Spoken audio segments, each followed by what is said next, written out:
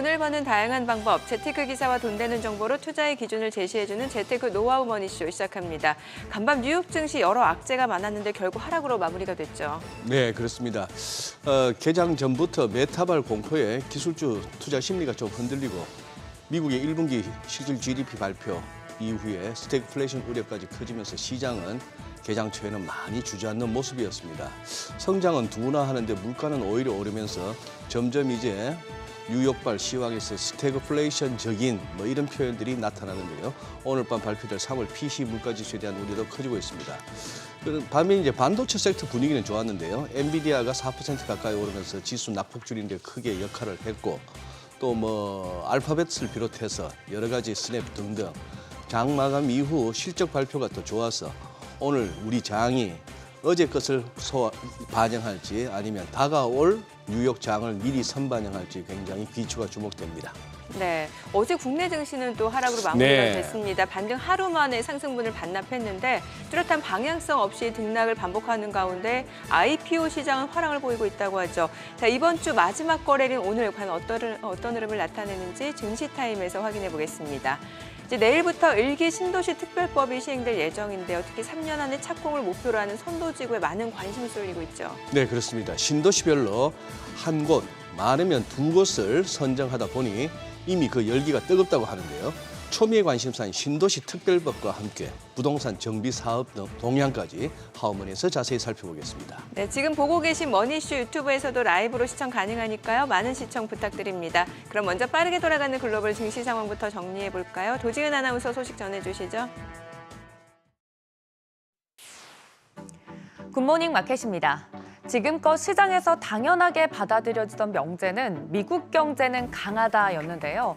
하지만 이번에 발표된 미국의 1분기 GDP 증가율이 뜻밖의 복병이었습니다. 물가에 발목 잡힌 성장률, 과연 실적 모멘텀으로 극복할 수 있을까요? 간밤 뉴욕 증시 3대 지수 모두 앵커님들이 말씀해 주신 대로 하락했습니다. 장 초반부터 급락세 보였다가 후반으로 갈수록 그래도 하락폭을 만회하려는 흐름 보였는데요. 다우지수가 0.98% 가장 하락폭이 컸고 S&P 500이 0.46%, 나스닥은 0.64% 하락 마감했습니다. 종목별로도 희비가 엇갈렸습니다. 장 마감 후 실적 발표한 마이크로소프트 정두장에서는 2%대 하락이 나왔고요. 애플은 0.51% 상승 마감했습니다. 엔비디아도 4% 가까이 반등해줬고 반도체주들 전반적으로 분위기 좋았습니다. 구글과 아마존도 각각 2%와 1%대씩 약세 흐름 보였습니다. 어제에 이어 실적 전망 실망감에 메타는 무려 정규장에서 10% 넘게 급락했는데요. 일라이릴리도 1%대 하락하는 등 참고로 테슬라는 바닥 다지고 올라가려는 흐름 보이고 있습니다. 4%대 상승으로 마감했습니다. 진원지는 바로 미국의 1분기 경제 성장률 GDP였습니다. 2%대 중반을 기대를 했던 것과는 달리 미국의 국내 총생산 GDP 증가율 속보치가 1%대 1.6%로 집계됐습니다. 작년 4분기 대비 성장률이 둔화했고 시장의 예상치보다도 훨씬 낮았던 건데요. 그 이유 바로 물가 상승 때문입니다. 미국 경제의 3분의 1을 차지하는 소비가 둔화했습니다. 이른바 노랜딩을 기대했던 미국 경제가 물가 상승 때문에 급브레이크가 걸린 겁니다. 고금리에도 미국 경제가 탄탄하면 굳이 연준이 서둘러 금리 인하를 나설 필요가 없죠. 하지만 GDP 증가율이 적당히 둔화할 조짐이 나타난다면 금리 인하 시점을 앞당기고 금리 인하 폭도 연내 3차례 유지할 가능성을 되살릴 수 있었습니다. 문제는 함께 발표된 전 분기 대비 1분기 근원 PC 가격 지수 잠정치가 3.7%로 예상치보다 높게 발표되는 등 성장률이 둔화되는 와중에 물가가 잡히지 않고 있다는 사실이 문제였습니다. 이처럼 물가가 계속해서 높게 형성되는 데 비해서 성장률이 저하될 경우 말씀하신 주신 대로 스태그플레이션의 위험에 빠질 수 있습니다. 물가가 다시 오르고 있다는 분석은 지난 1월과 2월에도 불거졌지만 당시 파월 의장은 대수롭지 않게 보는 듯한 태도를 보여왔었죠. 물가가 낮아지는 가운데 지표가 부분적으로 울퉁불퉁하게 나올 수 있다고 언급했다가 최근에서야 태도 전환을 했습니다. 괜찮아지고 있다고 생각한 이 물가가 한두 달이 아니라 올해 1분기 전체의 성장률까지 잡아먹은 것으로 결과가 나온 만큼 연준의 고민은 더 깊어질 전망입니다. GDP 발표 이후 투자자들은 연준의 통화정책 완화 기대를 낮추는 모습입니다. 금리 선물 시장에서 올해 금리 인하는 한 차례 정도 있을 것으로 전망하고 있습니다. 당초 3차례에서 2차례로, 다시 간밤 보고서 이후에는 1차례로 줄었고 금리나 시점도 점차 늦춰지고 있습니다. 국채 금리도 치솟았습니다. 채권 시장도 성장률 둔화 자체보다 인플레이션이 치솟은 점에 더 주시해야 했는데요. 10년물 올해 들어서 처음으로 4.7%대 벽을 돌파했고 2년물도 5%대 다시 진입하는 모습입니다. 이렇다 보니 반등 시도를 좀 할까 했던 기술주들도 힘을 쓰기 어려운 상황입니다. 실적 바톤 이어받은 장 마감 후 실적 발표한 기업들 살펴보도록 하겠습니다. 시총 1위 마이크로소프트, 다행히 분기 매출이 전년 동기 대비 17% 증가했습니다. 매출과 주당 순이익 모두 시장 예상치를 상회했는데 이런 실적은 AI 기술을 선도적으로 채택한 영향으로 분석되고 있습니다. 정규장에선 약세 보였지만 실적 발표 후 시간외 거래에서는 4%대 주가 급등세 보였습니다. 구글의 모에서 알파벳도 예상치 웃도는 실적 발표했습니다. 매출과 주당 순이익 모두 예상을 상회했고요. 구글의 핵심 사업인 총 광고 매출이 전년 동기 대비 13%가량 늘었습니다. 특히 클라우드 영업이익은 4배 이상 늘었는데 수년간 마이크로소프트의 클라우드를 따라잡기 위해서 투자를 아끼지 않았던 만큼 서서히 이익이 나고 있다는 점도 확인이 됐습니다. 성장률을 잡아먹는 물가, 빅테크 실적 발표로 이런 시장 분위기를 상쇄시킬 수 있을지 걱정이 앞서는데요. 특히 오늘 밤에 발표되는 3월 PC 가격 지수 주목해서 지켜보셔야겠습니다. 굿모닝 마켓이었습니다.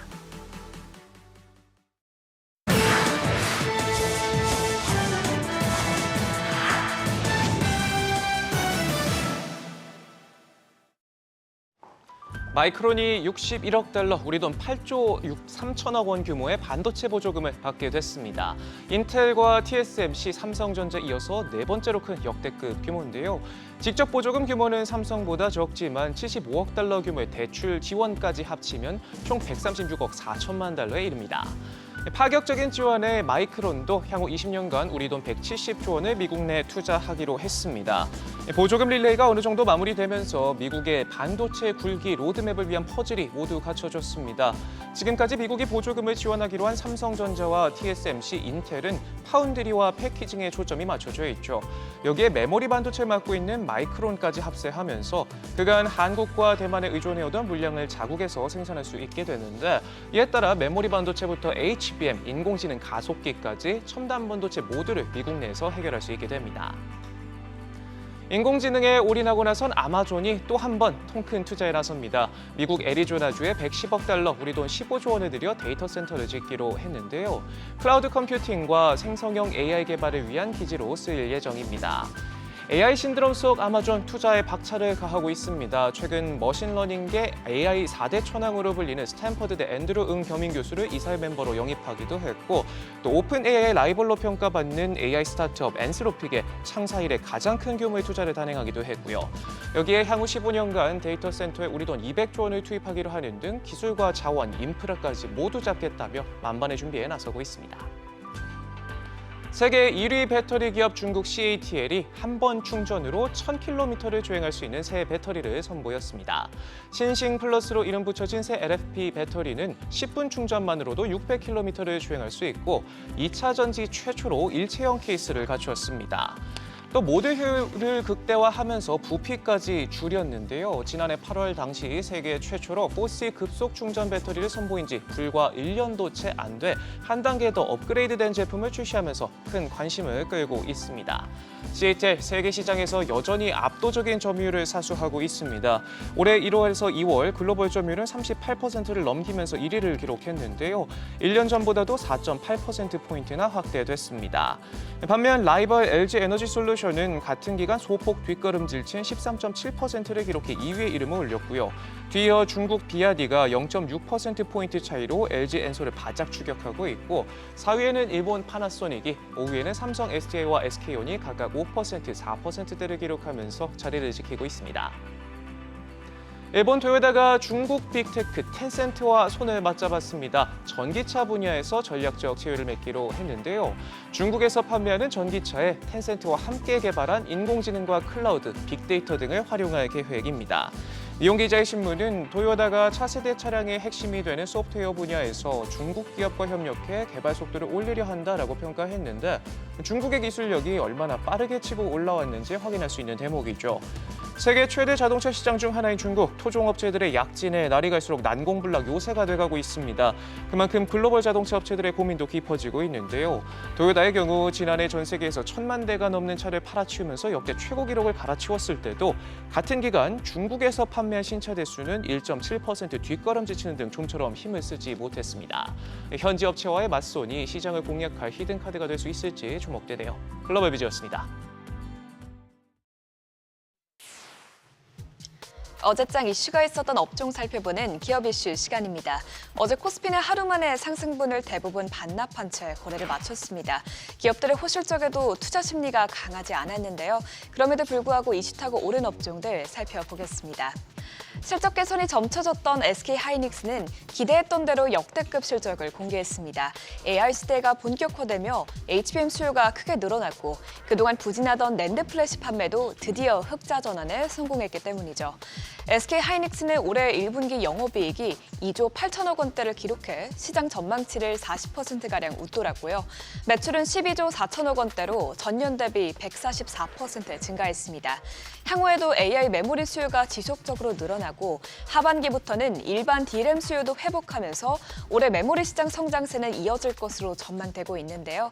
이에 따라 SK하이닉스는 올해 투자 규모를 연초 계획 대비 늘릴 것이라고 밝혔습니다. 이러한 일환으로 SK하이닉스는 충북 청주시에 신규 D램 공장을 세울 것이라고 발표했는데요. 당초 예상 투자 금액 15조 원을 20조 원 이상으로 조정했습니다. 이렇게 삼성전자에 이어 SK하이닉스도 깜짝 실적을 발표하면서 반도체 업황에 청신호가 켜졌죠. 다만 어제 SK하이닉스는 그간의 상승에 따른 차익 실현 매물이 출회됐는데요. 이외에 SK하이닉스 밸류체인에 속한 반도체 장비 업체들은 상승세를 기록했습니다. YC가 12%대 올랐고 SK하이닉스의 레이저 어닐링 시스템을 독점 공급하는 DI는 7%대 뛰었습니다. 이어서 SK하이닉스 고객사 GST는 액침 냉각 기술이 부각되면서 5.29% 올랐고 주성 엔지니어링도 상승 마감했습니다. 흔들리는 시장 속에서도 화장품주는 꿋꿋하게 버티고 있습니다. 화장품 기업들의 수출이 확대되고 있는 가운데 최근 달러 강세도 수출 기업들에 긍정적인 영향을 끼치면서 화장품주가 주목받고 있죠. 산업통상자원부 조사에 따르면 올해 1분기 화장품 수출은 23억 달러를 기록해 1분기 기준 역대 최고치를 기록했습니다. 아울러 정부도 앞으로 화장품 기업들의 수출 호조세가 지속될 수 있도록 지원 사격에 나설 것이라고 밝혔는데요. 산업부는 온라인 유통 플랫폼 입점을 지원하거나 수출 상담회를 열고 무역 사절단을 지원하는 등 국내 기업들이 신시장으로 진출할 수 있도록 발판을 마련해 줄 것으로 보입니다. 또한 정부는 올해 한국 뷰티 산업에 1조 원 이상의 무역보험을 공급하고 중견기업과 중소기업을 대상으로 수출보험도 확대한다는 방침을 함께 내놨습니다. 이런 이슈에 화장품주가 상승했는데요. 마감 상황 살펴보면 뷰티스킨이 17% 넘게 올랐고 APR이 6%대 올랐습니다. 이어서 CSE 코스믹, 코스맥스는 각각 3%대, 1%대 오름세를 기록했습니다. 국내 유일 정제염 공급업체가 중대재해 사고로 공장 가동을 열흘째 멈추면서 어제 관련주가 강세 흐름을 보였습니다. 식품업계에 따르면 울산에 있는 한주 소금 제조 공장에서 지난 15일 해수 취수 시설 정비 작업을 하던 작업자가 숨지는 사고가 발생하면서 곧바로 공장엔 작업 중지 명령이 내려졌다고 합니다. 한주는 국내 유일 정제염 공급업체인 만큼 정제염 공급이 끊길 위험이 있고 또 정제염은 국내에서 자체 생산이 가능하다 보니 업체별로 재고량이 많지 않아 소금 대란 우려가 커졌었죠. 이런 소식이 들려오자 소금주가 장 초반 크게 올랐는데요. 다만 오늘부터는 작업 중지 명령이 해제돼 다시 공장이 가동될 것으로 예상되니 참고하시면 좋을 것 같습니다. 어제 인산가가 4.48%, 보라티알이 3.49% 올랐고요. 이어서 샘표식품, 풀무원, 대상 모두 1%대 상승 마감했습니다. 테슬라발 훈풍으로 크게 올랐던 2차 전지주는 하루 만에 하락세로 돌아섰습니다. 아직은 2차 전지가 수요 정체기인 캐즘 구간에서 벗어나고 있지 못하기 때문이죠. 어제 공개된 LG 에너지솔루션의 실적도 2차 전지의 현 주소를 적나라하게 보여줬습니다. 자세한 실적 확인해보면 LG 에너지솔루션은 매출과 영업이익 모두 전년 대비 큰 폭으로 하락했고요. 세제 혜택을 제외하면 사실상 창사 이래 처음으로 적자를 기록했습니다. 전기차 수요 둔화는 지속되지만 수요 위축에 따라 고정비는 늘어나고 원자재 가격은 바닥권에서 움직이다 보니 부진한 실적을 내놓은 것으로 풀이됩니다. 문제는 2분기에도 전기차 수요가 늘어나지 않을 것으로 보인다는 것인데요. 결국 이에 대응하기 위해 LG에너지솔루션은 투자 규모를 줄이겠다고 밝혔습니다. 이렇게 회사가 설비 투자 비용을 줄이겠다고 공식화한 것은 이번이 처음입니다. 앞으로는 필수 투자만 진행하고 원재료는 직접 거래하는 등 원가 절감에 나설 것으로 보이는데요. 회사 측의 전망대로 하반기부터는 실적이 개선될지 지켜봐야겠습니다. 에코프로머티가 6% 넘게 떨어졌고 포스코 퓨처엠은 1분기 호실적을 달성했음에도 불구하고 5%대 하락했습니다. 이외 에코프리비움과 LNF는 각각 4.68%, 3.62% 떨어졌고요. 부진한 실적을 내놓은 LG에너지솔루션은 3.25% 하락 마감했습니다. 지금까지 어제장 이슈 살펴봤습니다. 참고하셔서 한 주의 마지막엔 금요일 투자에 도움되시길 바랍니다.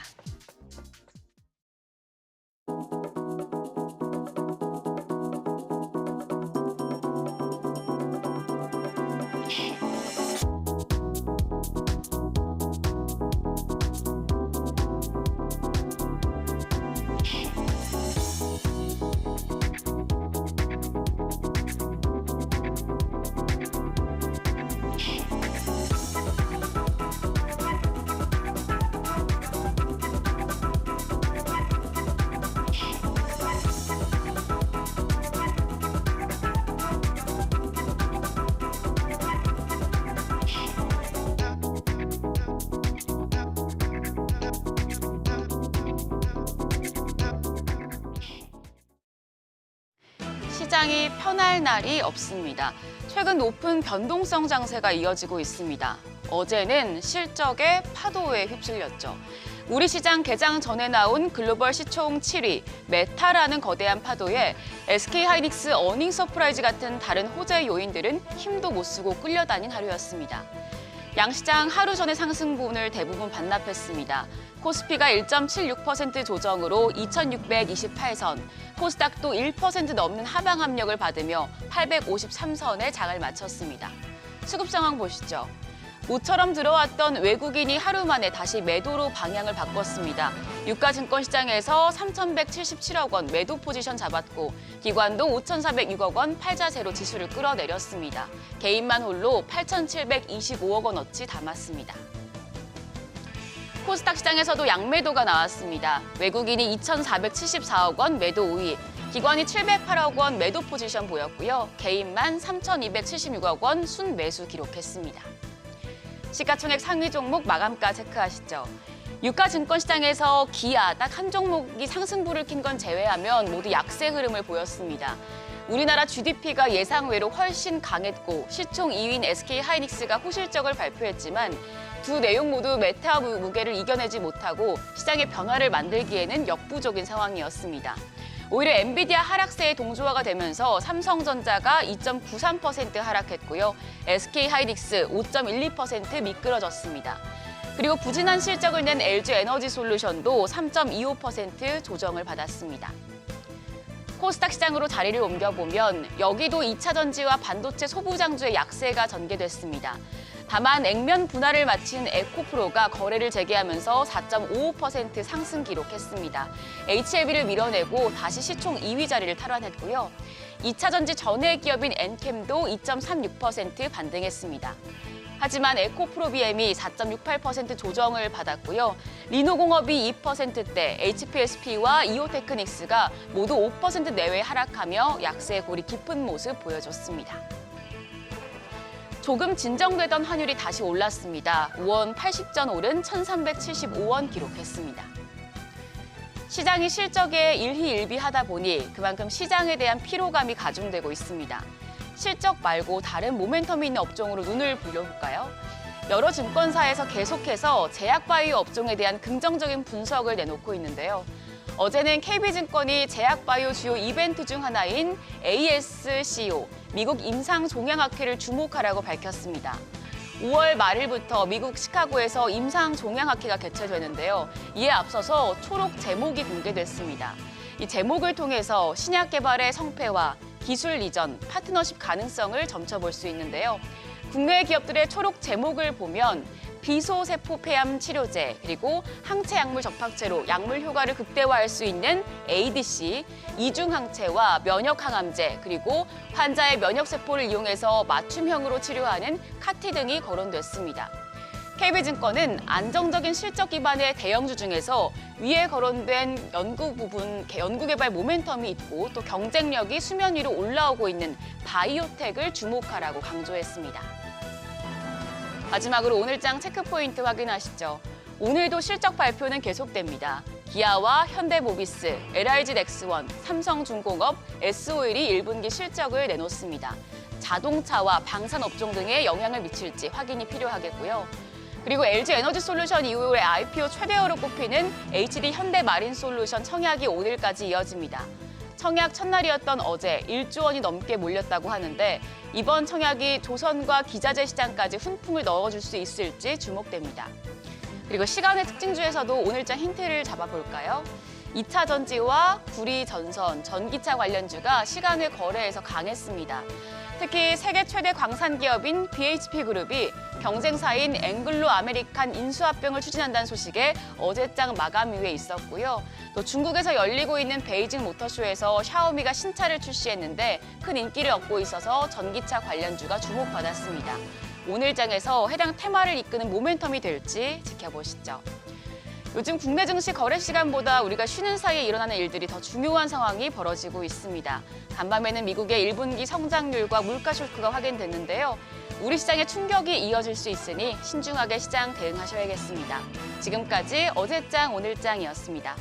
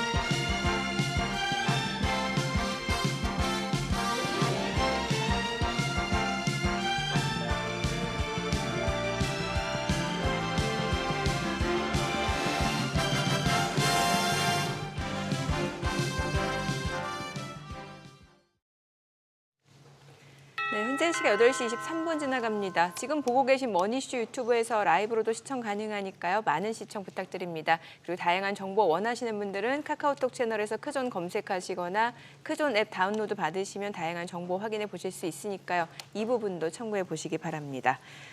뉴욕 증시도 좀처럼 갈피를 못 잡는 것 같은 게 뭐 1분기 GDP 속보치가 나왔는데 시장 예상치가 2.4였는데 1.6%. 이러면은 경제 성장이 굉장히 둔화된다라는 거고.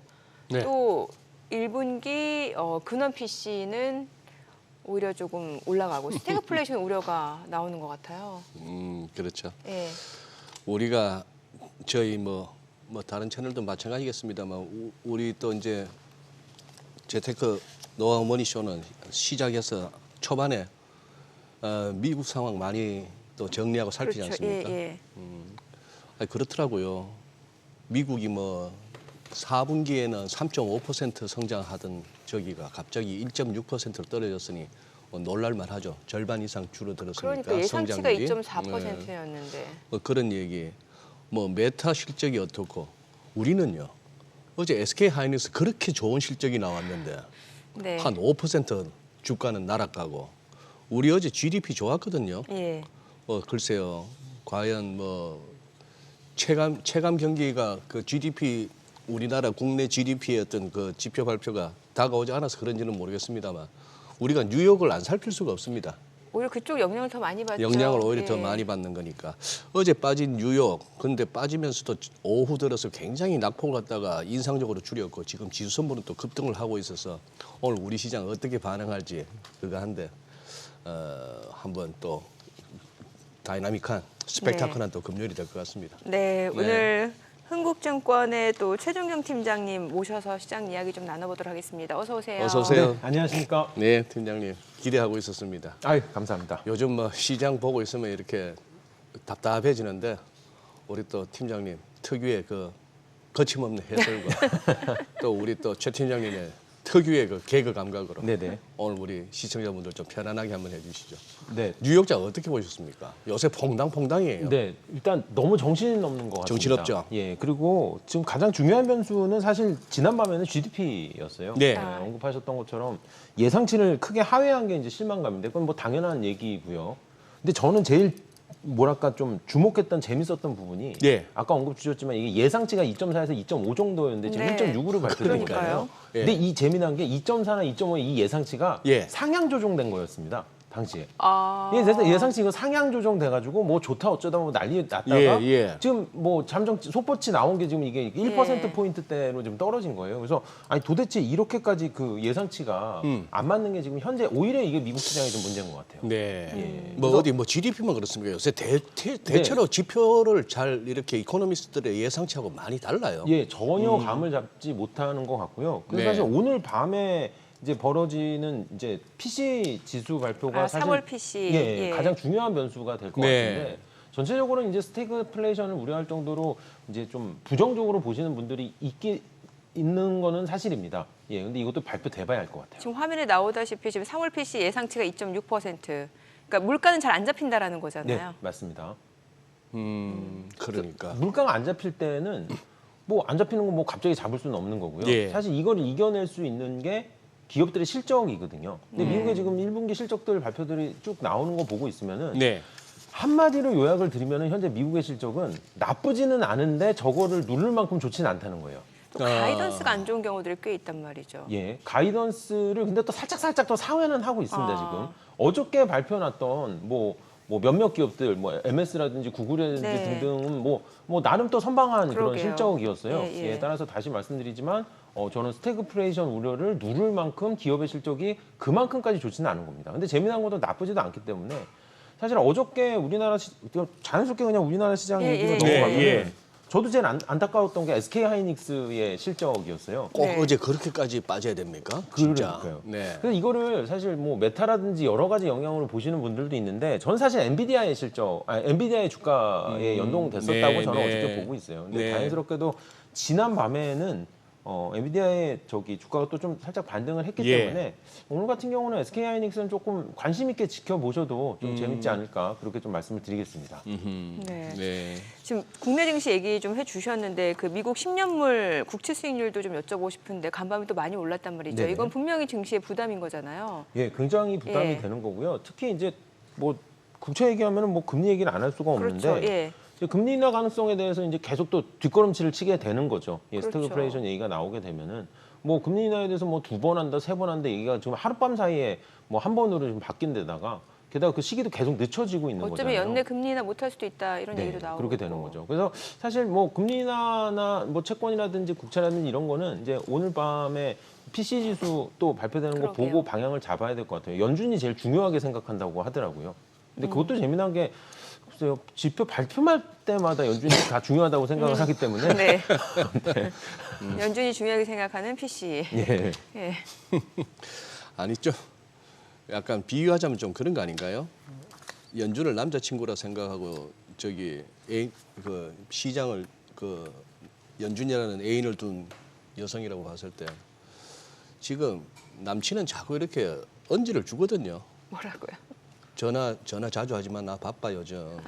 그리고 우리 뭐 5월에 가기로 했던 여행 다음에 가자. 뭐 이런 식으로 자꾸 얘기하면 알아들어야 되는데 자꾸 속으로 그래도 저 사람 날 사랑하는 것 같아. 그냥 바쁠 뿐일 거야. 뭐 이런 거 아닙니까 지금? 이 정도 얘기했으면 알아들어야 되는 거 아니에요? 이제 금리 인하 물 건너간 거 아닙니까? 잘못하면. 거꾸로 해주시면 안 돼요. 시장이 남자친구하고 연준이 여자친구. 거꾸로 해주세요. 시장이 남자친구고 연준이 여자. 예, 여자가 계속 신호를 주는 거예요. 여자가 계속 마음 신호를 떴다고 준다. 신호 주는데. 마음 떠났다고 눈치 없는 네, 남자가 네, 계속 그렇게 해주세요. 들이대고 있다. 네네네네. 뭐 그게 더 좋은 비유네요. 네네. 네. 그래요. 남자가 눈치 없는 걸로. 네. 네. 그래서 시장이 지금 갈팡질팡 갈피를 못 잡고 있다라는 거잖아요. 결국에는 지금 연준은 신호를 보내고 있고. 예, 그런 것 같아요. 예. 그런데 또 실적이 조금 나쁘든지 뭘 하면 또 미국은 또 믿는 구석이 꼭 살짝 덧붙이는 게 우리 또 자사준비 한 몇백억 달러 할게요. 돈이 많으니까. 네네. 그리 다들 미국 주식하고 있으면 좀 빠져도 편안하다 하는 말씀이 그런 얘기 같아요. 네네.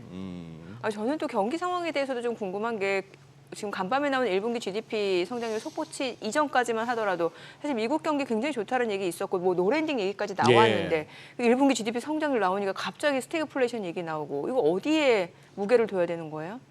저는 사실 이게 주식시장하고도 좀 연관이 있는 것 같아요. 예, 미국 주식시장 자체가 지금 몇 예. 분기째, 2분기, 3분기째 최고가를 달리고 있다 보니까 네네. 예, 여기에 대한 또 조금 약간 브레이크도 있는 것 같습니다. 그러니까 제가 뭐 누가 인위적으로 브레이크를 걸 수는 없는 거지만 미국 시장이라는 그 경제의 큰 규모 자체가 이게 주식시장이 사실 항상 먼저 움직이게 되는 네. 거잖아요. 그러니까 어저께 발표났던 그 신기술주들의 실적도 나쁘지 않았음에도 불구하고 주가가 썩 재미없었던 거는 그동안 너무 많이 올랐기 때문에라고 해석할 수도 있습니다. 예, 그래서 저는 사실 좀 그런 영향이 있어서 그러니까 하루하루 끊어서 보면은 매일매일 안 좋은 것도 있고 좋은 것도 있는데 좀 길게 시간을 늘여놓고 보게 되면 현재 미국 시장 같은 경우는 나쁘지 않은 거는 분명히 좋은 쪽인 거는 확실하거든요. 네. 예, 그래서 이거를 노랜딩까지는 아니지만 어떻게 랜딩하느냐의 모습인 것 같아요. 예. 근데 이제 제일 무서운 게 이제 미국이 뭐 연착륙을 하든 경착륙을 하든 거기서 이제 재채기만 나와도 이제 우리는 감기로 오는 거잖아요. 그렇죠. 그게 이제 문제인 것 같습니다. 예. 그러니까 엔비디아 주가가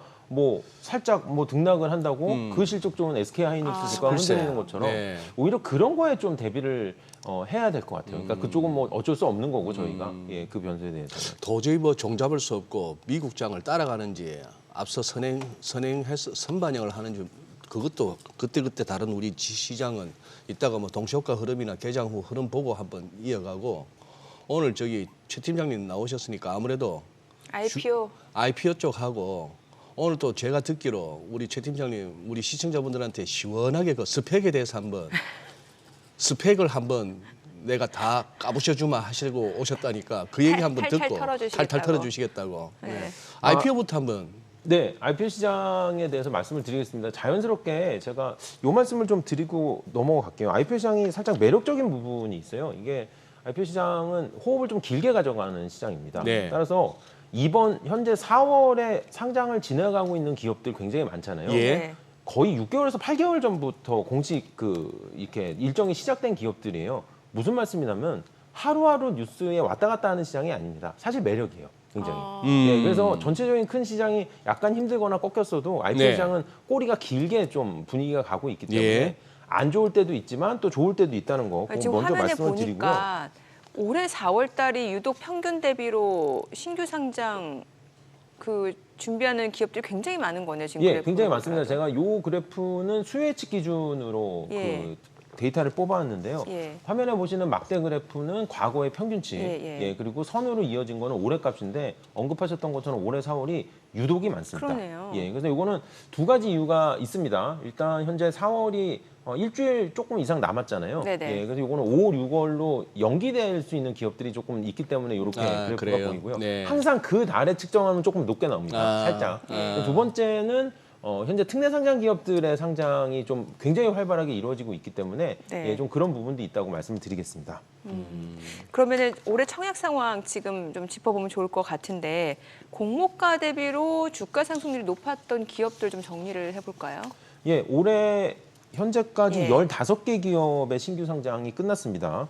벌써 공모- 15개. 예, 벌써 15개 끝났어요. 예. 그리고 제가 전망하고 있는 올해의 상장 개수는 80여 개를 보고 있거든요.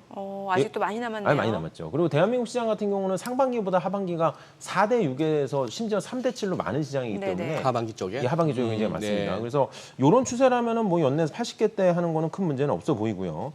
자, 그 화면 보이시는 것처럼 현재 공모가 대비 주가 상승률 상위 기업은 우진엔텍, 현대임스, 엔젤로보틱스, IMBDX, KNR 시스템입니다. 예, 그래서 일단 요 표에서 제가 주목해서 말씀드리고 싶은 거는 그 엔젤로보틱스와 KNR 시스템 로봇 관련주입니다. 예, 로봇 쪽이 예. IPO 시장에서 굉장히 분위기가 좋은 상황이고요.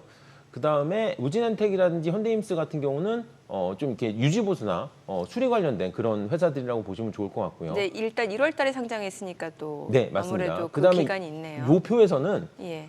꼭 우리 시청자분들이 주목해서 보실 숫자가 있어요. 뭐예요? 1일 공모가 대비 주가 상승률 1일 수익률하고요. 현재 네. 수익률입니다. 아. 예. 15개 기업이 상장을 했는데 첫날 종가 대비 현재 플러스 돼 있는 거는 우진엔텍 하나입니다.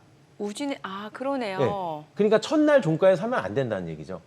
그러네요. 예, 우진엔텍 예. 말고는 다 지금은 첫날보다는 종가 대비- 떨어졌어요. 물론 공모가보다는 다 지금 위에 있는 예, 상황입니다. 예. 수익률도 좋고요. 따라서 공모주 청약에 들어가시는 거는 얼마든지 이렇게 좀 뭐랄까 적극적으로 참여하시는 걸 권고드리고 있는데 이제 첫날에 막 주가 오른다고 막 쫓아가고 그런 거에 대해서는 저는 좀 분명히 조금 요 표를 통해서 한 번 더 좀 주의를 좀 당부드리고 싶은 말씀입니다. 오히려 그 이후에 좀 주가가 좀 눌림목이거나 조정받았을 때 좀 사두는 건 나쁘지 않고 굉장히 괜찮죠. 굉장히 예. 괜찮고. 그 저쪽에 좀 하는 이 IPO 쪽에서 굉장히 활약하는 선수들한테 물어보니까 왜 늘 과거 데이터는 첫날 이렇게 뭐 예전 같으면 따상거리고 요즘은 따따블거리고 뭐 이제 요즘은 좀 지양하는 표현이 됐습니다만 그런 식으로 공모가에 한 4배까지도 갈 수 있다 하니까 근데 또 우리는 다 알기로 그 이후에 흘러내리는 걸 다 아는데도 물론입니다. 그 뻔한 그 패턴인데도 왜 살까 했더니만 그런 얘기를 하더라고요. 내가 2배 사도 누군가가 3배 사주거나 4배 사줄 것 같다는 그 믿음 하나. 네. 그걸로 산다 그러더라고요. 네, 그래서 제가 지금 말씀하신 것도 제가 언제 뭐 기회가 되면 그거는 실제 데이터를 제가 한번 뽑아보고 싶은 데이터인데 네. 그 기간이 계속 짧아지고 있습니다. 예, 그러니까 첫날 이렇게 예. 올라갔다가 이게 예. 가격이 빠지게 되잖아요. 예. 예, 그러니까 시초가의 고가로 시작해서 쭉 빠지게 되는데 이게 연초와 같은 경우는 한 일주일짜리도 있었어요. 이게 네네. 이게 반납하는데. 근데 지금은 거의 오전장에서 몇 시간, 혹은 뭐 1시간 이내로 다 가격을 반납하는 그런 데이터도 있기 때문에 사실 전 투자자분들은 그런 부분 좀 주의해 주셨으면 좋을 것 같아요. 이번 주가 공모주 슈퍼위크였어요. 지금 보니까 스펙 포함해서 6곳 공모청약, 뭐 가장 대여급은 이제 HD 현대마린이고 네. 분위기 좀 볼까요? 분위기가 지금 예. 올해 전체적으로 지금 20여 곳까지 이제 청약이 끝난 거죠. 청약으로 기준하면은 네. 다 좋았습니다. 예, 다 좋았고요. 특히 이번 주에 언급하신 것처럼 총 6개 주식의 청약이 하고 있는데 D&D 파마텍, 민테크 모두 1,500대 1을 상회할 정도로 굉장히 개인 청약 분위기가 좋았습니다. 예. 어제까지 했던 코칩의 분위기도 700대 1 이상 기록을 하면서 굉장히 좋았었고요. 어제 오늘 진행하고 있는 HD 현대마린 솔루션 시장의 기대 굉장히 높은 상황이고요. 이건 좀 이따 한 번 더 말씀드리겠습니다. 예, 예. 그다음에 이번 주에 진행했던 유한타 스펙 16호라든지 SK증권 12호 같은 경우도 각각 300대 1, 500대 1을 상회하면서 모두 다 지금 인기를 끌어놓은 상황입니다. 그래서 일단 지금 최근에 상장하는 그 코스닥 기업 같은 경우는 뭐 작게는 1,000억 원대 전후에서 많게는 2, 3천억 정도를 기록하고 있기 때문에 여기가 뭐 1,000대 1, 1,500대 1 이상 나온다는 거는 증거금만 막 6조 원, 7조 원이 그러네요. 모인다는 얘기이죠. 예, 그래서 현재 공모주 시장 분위기는 뭐 굉장히 좋은 거고요. 제가 뭐 얘기가 나온 김에 하나 더 시청자분들께 네네. 강조를 드리면은 올해가 공모주 시장 굉장히 좋은 거 맞습니다. 근데 올해가 끝이 아니고요. 요거는 2021년이 전고점이었고요. 예. 2022년에 저점 잡고 작년에 반등해서 올해 상승하고 내년이나 후년에 이제 고점 잡고 다시 사이클을 탈 거라고 보고 있습니다.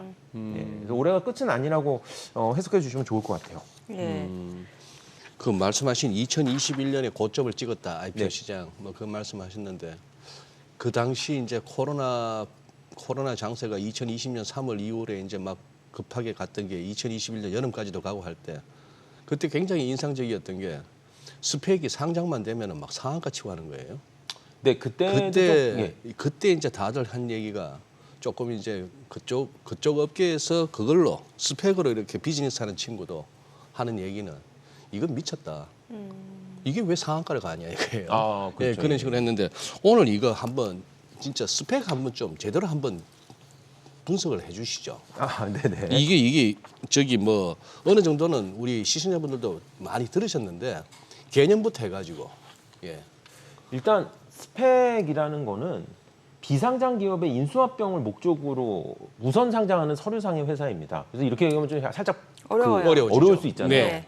자, 스펙이 스펠링으로 SPAC인데 뭐 스페셜, 뭐 어퀴션, 뭐 어쩌고 저쩌고 나와요. 근데 다 필요 없고요. 시청자분들은 스펙 마지막에 C가 컴퍼니라는 것만 기억하시면 됩니다. 예. 여기 스펙도 컴퍼니입니다. 회사다. 페이퍼 컴퍼니예요. 그것도 회사예요? 예, 스펙도 페이퍼 컴퍼니입니다. 그래서 이 돈을 갖고 있는 스펙과 아직 비상장 상태인 회사가 합병을 하게 된다는 단어를 쓰게 되는 거예요. 회사와 회사니까요.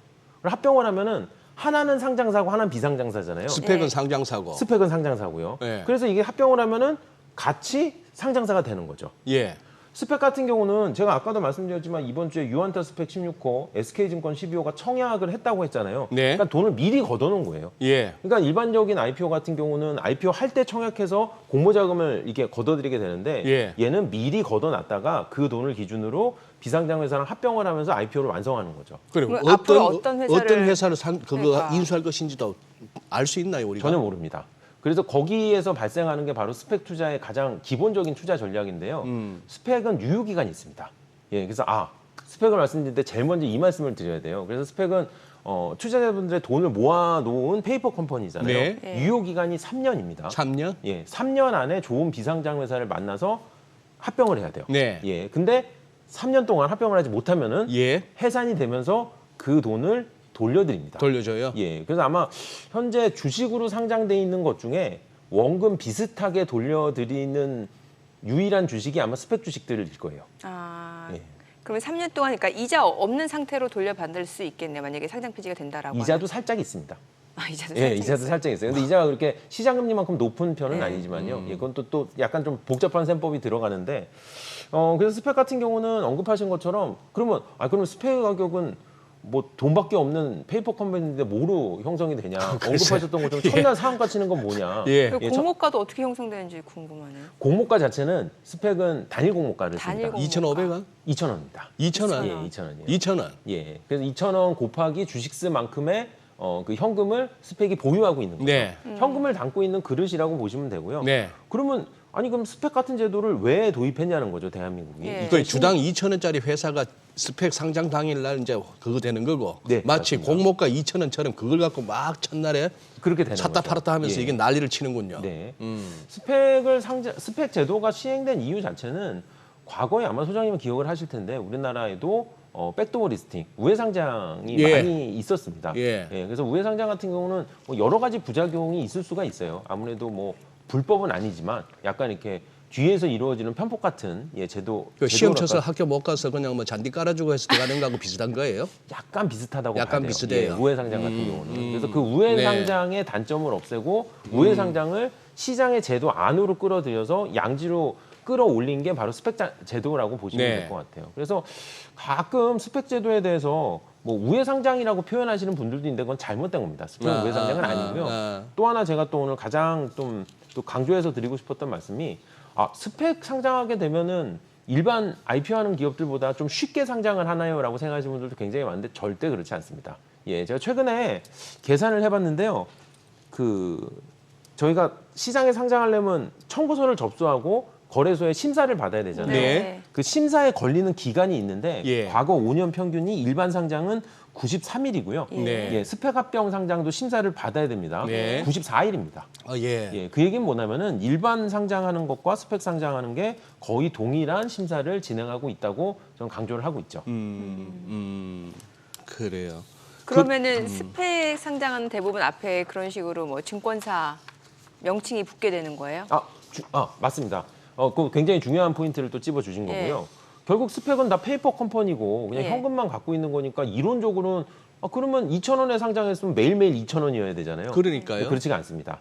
2,000원 플러스 알파라고 불리는 스펙 프리미엄이 붙게 되는 거고요. 네. 스펙 프리미엄은 공식 명칭입니다. 그래서 현재 제가 최근에 계산한 우리나라의 스펙 프리미엄 9% 나오더라고요. 9%. 예, 9%요. 그래서 평균이고요. 평균? 예, 그래서 네. 스펙은 2,000원에 공모를 받든지 시장에서 2,180원에 사든지의 선택을 하게 되는 거죠, 투자자분들은. 예, 그러면 그 알파에 해당되는 스펙 프리미엄이 어떻게 형성이 되냐? 그게 이제 언급하셨던 증권사의 레이블입니다. 예, 지금 라벨이라고도 하죠, 보통은. 예. 그래서 스펙 프리미엄을 결정하는 변수는 크게 두 가지입니다. 빈티지, 예. 몇 년도에 태어난 스펙이냐, 네. 그리고 레이블, 어느 증권사가 만든 스펙이냐. 마치 지금 무슨 포도주 화면에 얘기하는 나오는 것 같죠, 예. 하나 33호면은 하나 증권이 금융투자에서 만든 33번째 스펙이라고 보시면 될 것 같아요. 그래서 이 진짜 빈티지하고, 빈티지네요. 예, 빈티지하고 레이블이 왜 중요한 게 예. 유효 기간이 3년이잖아요. 예. 예. 그러니까 첫 1년은 합병에 대한 움직임이 잘 안 나옵니다. 예. 그럼 뭐 이제 갓 상장했는데 피인수 물량을 바로 찾을 수는 없잖아요. 아, 네네네. 마지막 3년 차는 만기가 가까워오잖아요. 예. 그러니까 사실 바쁘죠. 이게. 그러네요. 그러니까 가장 스펙이 잘 나갈 때는 요 2년 차예요. 그러니까 2년 차 스펙이 프리미엄이 올라갑니다. 그러니까 기간으로 따지면 빈티지로 따지면 첫 1년부터 슬슬 프리미엄이 올라가다가 3년 차에 프리미엄이 내려가죠. 이게 되게 재미난 게 채권 얘기하는 것 같죠. 예. 여기서 살짝 복잡한 게 있어요. 근데 여기다가 변수가 하나 더 들어가는 게 바로 증권사의 레이블입니다. 네. 증권사도 뭐 하나증권도 있고 NH증권도 있고 DB증 많잖아요. 저렇게 예. 보시는 것처럼 레퍼런스 차이가 크게 납니다. 이게. 우리나라의 스펙 제도가 도입된 게 2009년에 도입이 돼서 2010년부터 본격 상장을 했기 때문에 뭐 그동안 하나증권이나 NH증권이나 미래증권은 지금 상위 레퍼런스를 차지하고 있고요. 또 중위 레퍼런스, 하위 레퍼런스를 차지하고 있는 기관이 있는데 중요한 거는 과거의 레퍼런스도 중요하지만 현재 얼마나 많은 스펙이 동시에 상장돼 있느냐가 또 프리미엄을 결정합니다. 예, 왜냐면은 이 소비자 입장, 그러니까 소비자는 비상장 회사의 대표님들이겠죠. 내가 스펙을 통해서 상장하겠다. 네네. 비상장 회사의 그 상장 CEO들 입장에서는 동시에 상장돼 있는 스펙이 많은 증권사가 선택의 폭이 넓은 거잖아요. 아, 소비자 입장에서. 예. 그래서 이제 오늘 제가 말씀드리고 싶은 결론이 나왔죠. 뭐냐면은 스펙에 투자하실 때는 빈티지는 2년 차, 그리고 레이블은 상위 3분의 1 증권사. 예. 예, 이렇게 조금 더 프리미엄을 계산해서 이렇게 그 스펙을 이렇게 투자를 하시게 되면은 꽤 좋은 기업들과의 뭐 합병 인수도 기대할 수 있는 그런 재미난 상품이라고 말씀드리겠습니다. 빈티지 2년 차는 어떻게 알 수 있어요? 그 이름만으로는 알 수가 없잖아요. 이름만으로는 알 수 없어요. 그러니까 그래서 어떻게 알 수 각각의 있어요? 상장 시점을 좀 확인해 보긴 해야 상장 되는데, 시점을. 예, 현재 우리나라에 상장돼 있는 스펙은 75개입니다. 75개. 예, 아, 75개. 증권사 통틀어서. 네, 통틀었어요. 현재 굉장히 생각보다 많죠. 예, 예. 75개가 상장돼 있는데 뭐 가장 쉽게 HTS 창을 눌러보시면 상장일은 다 확인하실 수가 있기 때문에 그래서 뭐 빈티지 2년 차들 혹은 뭐 좀 상위 증권사들의 뭐 레퍼런스 좋은 회사들 스펙은 좀 추천드리고 있는 편이죠. 통상 팀장님 그 스펙 하나가 이렇게 자금이 형성됐지 않습니까? 네. 그걸로 어떤 그 비상장 회사 하나를 갖다가 합병하는 거죠. 네. 공식 용어는. 네. 하나만 해야 됩니까? 아니면 자금이 남으면 딴 것도 또 할 수 있습니까? 우리나라는 그렇게 안 됩니다. 하나만. 예, 하나만 해야 되고요. 미국도 그건 안 되는 걸로 알고 있고요. 예, 스펙 하나는 하나의 회사하고만 합병하게 되어 있습니다. 가끔씩 뭐 이렇게 그냥 IPO가 좀 좌절되거나 뭐 좀 막히면서 에러가 생기면서 스펙을 통한 뭐 우회 상장을 갖다가 도모한다 이런 기사도 보이던데 제가 지금 제대로 이해하고 전달됐습니까? 그게 네. 혹시 보셨다면은 우리나라 스펙 제도가 처음 도입됐던 2010년이나 그 초반으로 아마 기억을 하실 것 같고요. 네. 최근에는 그렇진 않아요. 최근에는 그렇지 않다. 오히려 반대 경우가 있죠. 어떤 경우요? 스펙으로 상장하려고 했다가 예. 여기서 잘 안 돼가지고 일반 상장으로 돌려서 들어온 회사도 있습니다. 아 그래요. 올해 상장한 HB 인베스트먼트가 그 케이스였어요. 아. 스펙 합병 상장을 진행하다가 그쪽에서 뭐 절차상에 조금 사유가 있어서 일반 코스닥 상장으로 돌려서 이제 상장을 다시 하게 됐죠.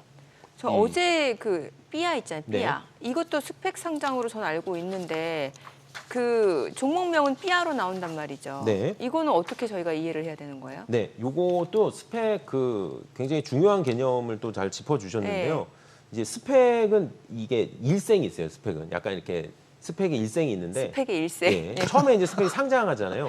그럼 이제 뭐 무슨 증권사에 뭐 몇 호 이렇게 상장을 예, 하죠. 예. 돈만 갖고 있잖아요. 네네. 예. 그러다가 얘가 쭉 거래가 되다가 삐아 같은 회사를 이제 인수합병한 게 예, 예. 발표가 되는 거죠. 네. 그럼 이제 그때부터 이제 심사 받고 이제 오케이 니네 합쳐도 된다 이제 심사 승인 나면은 네. 각각 회사의 주주총회 하고 왜냐면 컴퍼니니까 예. 각각 주주총회 해야 됩니다. 그래서 그럼 합병 승인이 나면은 합병해서 상장사가 되는데 네. 네. 그 합병 등기치고 그 합병에 관련된 그 교환 비율에 따른 신주들이 발행이 되잖아요. 예. 그날이 합병 상장입니다. 그게 삐아는 어저께였던 거예요. 그래요? 그리고 그날부터 그 HTS 창에서 이름은 무슨 스펙에서 그 삐아로 알맹이 회사 바뀌- 이름은 바뀌는 날이에요.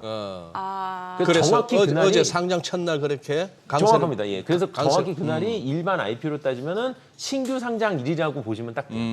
그래서 제가 이거 굉장히 좋은 말씀을 좀 그 꺼내주셔서 삐아 이전에는 어떤 증권사 스펙이었던 거네요. 그렇죠. 예. 어제 찾아보려면 찾아볼 수 있는데 아무튼 예. 예. 그 신형 스펙으로 알고 있고요. 제 아, 기억은. 신형 스펙. 예, 신형 스펙이었고요. 그래서 제가 오늘 또 시청자분들한테 이 말씀을 좀 꼭 드리고 싶어요. 이제 스펙이 아까 처음에 서두에서 말씀 주셨던 것처럼 좀 개념이 복잡합니다. 네네. 또 이게 용어도 좀 다르고. 근데 생각하면 할수록 이 용어가 좀 달라서 그렇지 일반 IPO 시장의 과정하고 거의 동일합니다. 예, 그래서 뭐 이제 용어만 다른 거죠. 신규 상장일 대신 뭐 합병 신주 상장일이라고 합병, 예, 예. 그렇게 표현을 한다든지 뭐 공모 가액, 공모 자금이라고 하죠. 이제 네. 회사가 상장을 통해서 조달하는 거. 네. 그건 이쪽은 합병 유입 금액이라고 표현을 하고 있습니다. 예, 그래서 실제로 이 합병 상장을 통해서 스펙이 갖고 있던 현금을 이 공모 자금처럼 조달을 하고 있는 거기 때문에 이 스펙 합병도 기존에 상장하고 아주 동일한 절차다라고 말씀을 드리고 있죠. 알겠습니다. 자, 지금 시각 8시 51분 향해 갑니다. 오늘 양시장 호가 상황 체크를 해보도록 하겠습니다. 먼저 코스피 예상 체결지수부터 확인해 보도록 하죠. 오늘 코스피가 0.5% 상승이 예상됩니다. 간밤 뉴욕 증시 3대 지수는 좀 하락으로 마무리가 됐는데 오늘 국내 증시 호가 분위기는 나쁘지 않네요. 지금 2,643포인트 출발 예상되고 있고요. 코스닥도 0.7% 상승이 예상됩니다. 예상 체결지수는 859포인트입니다. 시가총액 상위 종목 예상 체결가 보도록 하겠습니다. 삼성전자 오늘 1.5% 상승 예상되고요. 예상 체결가는 77,500원. 아무래도 이제 엔비디아 주가가 다시 반등을 하면서 또 반도체주 같은 경우는 좀 반등을 모색해 볼 수 있는 시장 분위기가 형성되지 않을까라는 생각이 드는데 SK 하이닉스 어제 실적 굉장히 좋았음에도 불구하고 주가는 오히려 좀 급락으로 마무리가 됐는데 오늘 호가에서는 일부 좀 반등이 예상이 되는 분위기인 것 같습니다. 171,200원 예상 체결가 집계되고 있고요. LG 에너지 솔루션은 보합 출발 예상됩니다. 삼성 바이오로직스가 0.38% 상승 예상되고요. 예상 체결가는 783,000원. 삼성전자 우선주가 0.4% 상승 예상됩니다. 예상 체결가 64,400원이고요. 현대차가 0.2% 소폭 하락이 예상됩니다. 예상 체결가 25만 원. 보합이 예상되네요. 기아가 1% 약세가 예상되고요. 지금 호가는 11만 5,100원. 셀트리온 보합 출발 예상되고요. 포스코홀딩스가 1% 상승 예상됩니다. 예상 체결가는 39만 7천원. 네이버가 0.6% 상승 예상되고요. 호가는 18만 3,900원으로 집계가 되고 있습니다. 코스닥 시가총액 상위 종목 예상 체결가도 보도록 하겠습니다. 코스닥 에코프로빔 오늘 1.7% 상승 예상됩니다. 호가는 23만 8천원 집계가 되고 있고요. 에코프로가 2.9% 강세가 예상이 됩니다. 이제 어제 액면 분할 이후 거래가 재개된 상황이었고 오늘 지금 호가는 강세가 예상되고요. 예상 체결가는 11만 1,300원. HLB 보합 출발 예상되고요. 알테오젠이 4% 강세가 예상됩니다. 호가는 18만 1,000원이고요. 엔캠은 1.9% 약세가 예상됩니다. 예상 체결가는 27만 7천원. HPSP가 0.5% 상승 예상되고요. 호가는 4만 400원. 리노공업 2.5% 강세 예상됩니다. 예상 체결가 25만 7,500원. 셀트리온지약 보합 예상되고요. 레인보우 로보틱스가 0.4% 상승할 걸로 보이고요. 이오테크닉스 3% 강세 예상됩니다. 예상 체결가 23만 5천원으로 집계가 됩니다. 지금 간밤 주가 일단 뭐 엔비디아가 또 상승을 해준 만큼 오늘 호가에서는 반도체 쪽이 다시 한번 좀 힘을 내줄 걸로 예상이 되네요. 네. 어제 뭐 뉴욕 증시 개장 초에는 나스닥 100 2% 넘게 빠지고 정말 네네. 분위기 쎄했거든요. 예. 근데 그 낙폭을 갖다가 급격하게 이렇게 줄여가는 그 장중 지수 흐름 보면은 이거 쉽게 밀리는 장이 아니구나 싶고, 뭐 그리고 끝나고 나서 마이크로소프트나 알파벳 또 이렇게 실적들이 뭐 좋고 하니까 우리는 또 어제 뭐 이렇게 많이 빠져 싶었잖아요. 네. 그렇다면 뭐 지금 동시효과 오늘은 한번 믿어볼 만하다 싶네요. 달러가 국채 수익률은 자꾸 이렇게 올라가는데. 올라가고 있고 2년물 같은 경우는 장중에는 자꾸 5%를 갖다 넘어섰지만 그쯤 가면 또 돈이 들어와서 또 매수세 들어오면서 수익률이 5%나 그 밑으로 내려오고 이러긴 하는데 이 와중에도 달러 강세가 좀 주춤한 거 뭐 이런 등등으로 봤을 때는 우리 어제가 좀 그냥 전일 급등에 대한 약간 뭐 그거 일부 차익 실현 정도, 물량이 나온 그런 정도. 거 같고 오늘은 또 한번 동시효과 한번 흐름을 기대해 봅니다. 네.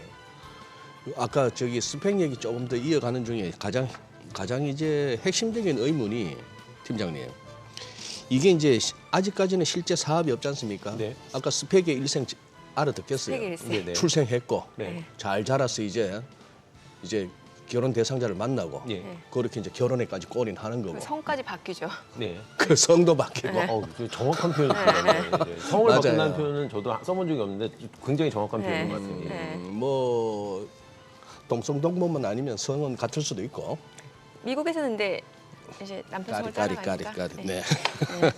그런데 이제 실제 사업 없고 상장을 위해서만 존재한다 이렇게 볼 수 있는데 왜 이 청약 흥행이 성공하는지 그리고 첫날 왜 그렇게 출렁거리는지. 네.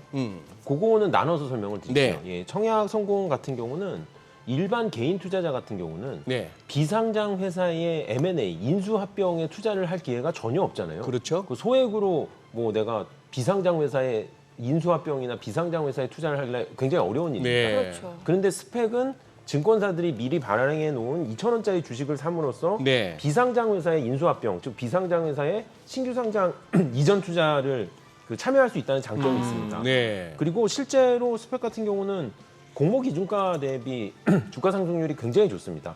예, 제가 지난 10년치의 공모가 대비, 그러니까 정확히 말하면 합병 기준가 대비 주가 상승률을 구해봤더니 80%에서 90% 구간이 나오더라고요. 예, 그러니까 공모가에서 하면은 현재 기준으로 주가 상승률이 80에서 90% 정도가 된다는 거죠.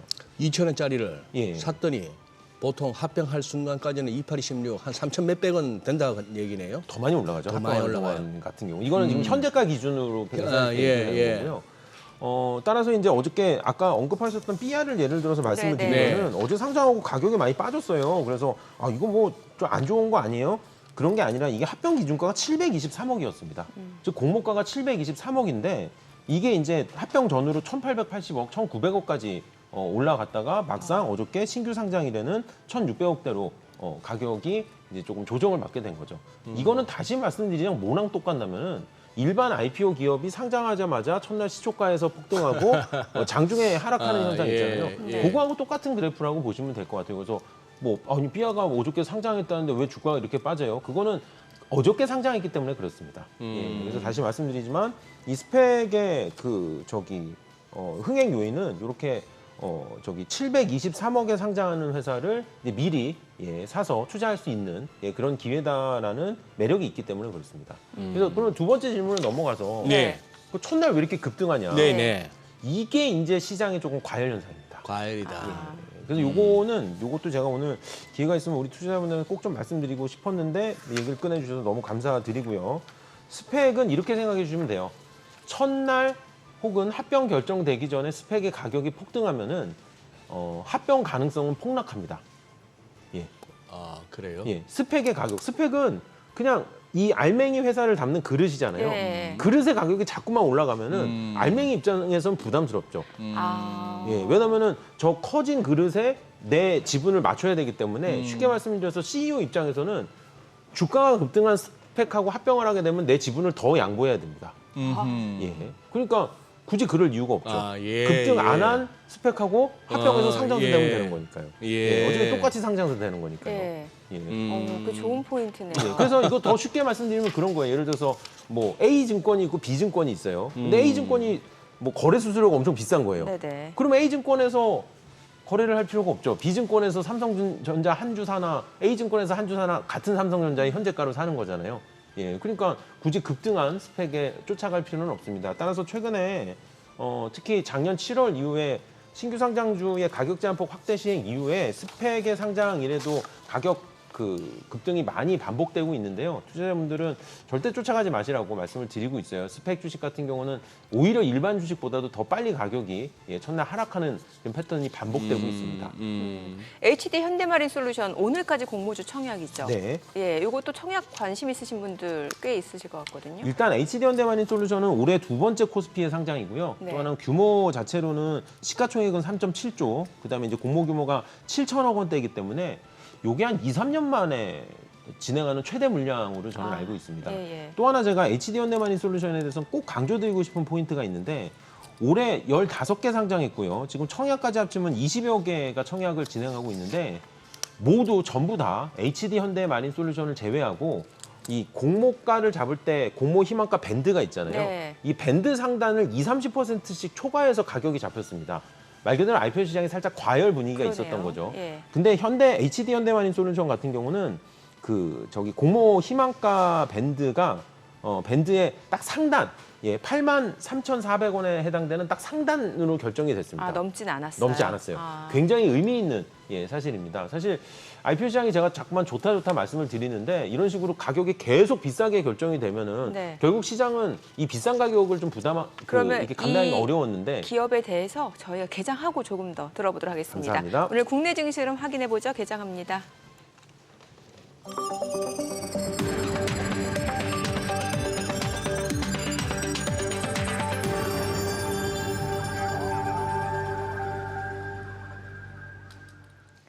네, 4월 26일 금요일 국내 증시 개장했습니다. 간밤 뉴욕 증시 3대 지수가 모두 하락했는데 스태그플레이션 우려가 커지고 있다는 얘기 나오는 것 같습니다. 1분기 GDP 성장률 속보치가 시장 예상치에 훨씬 미치지 못하는 수준인 1.6%로 확인이 됐고 반면에 1분기 근원 PC 개인 소비 지출은 지금 증가한 것으로 보여집니다. 결국에는 물가는 상승세가 계속해서 이어지고 있고 경기 침체 신호가 나오고 있다는 측면에서 스태그플레이션 우려가 커지고 있고 미국 10년물 국채 수익률이 또 많이 올랐습니다. 오늘 국내 증시는 일단 미증시와는 다르게 좀 상승 출발이 예상되는 호가 분위기였는데 출발 지수 확인해 보겠습니다. 0.89% 올라갑니다. 2,651포인트, 코스닥도 0.8% 올라갑니다. 860포인트입니다. 양시장 지금 상승 출발 보여주고 있고요. 시가총액 상위 종목 시초가 보겠습니다. 간밤 엔비디아 주가가 또 많이 올라섰고 오늘 국내 증시 쪽에서도 반도체 섹터 다시 한번 힘을 내줍니다. 삼성전자 1.57% 올라갑니다. 77,600원이고 SK하이닉스 실적 흑자 전환에 성공했습니다만 어제 주가는 오히려 급락으로 마무리가 됐고 오늘 하루 만에 다시 어제 낙폭을 좀 일부 만회하고 있는 상황이죠. 2.6% 반등 보여줍니다. 175,100원이고요. LG에너지솔루션 강보합으로 373,000원. 삼성 바이오로직스가 0.5% 떨어집니다. 삼성전자 우선주는 1.2% 상승으로 64,900원이고요. 현대차가 0.2% 소폭 하락합니다. 249,500원. 기아가 약보합으로 116,500원. 셀트리온도 약보합권이네요. 177,100원.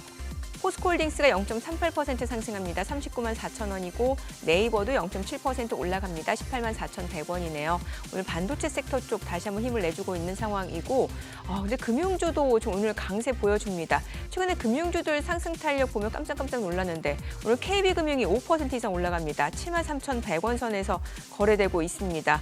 2거래 연속 상승세고요. 신한지주도 2.5% 올라갑니다. 44,600원. 하나금융지주도 3.5% 강세 58,600원이네요.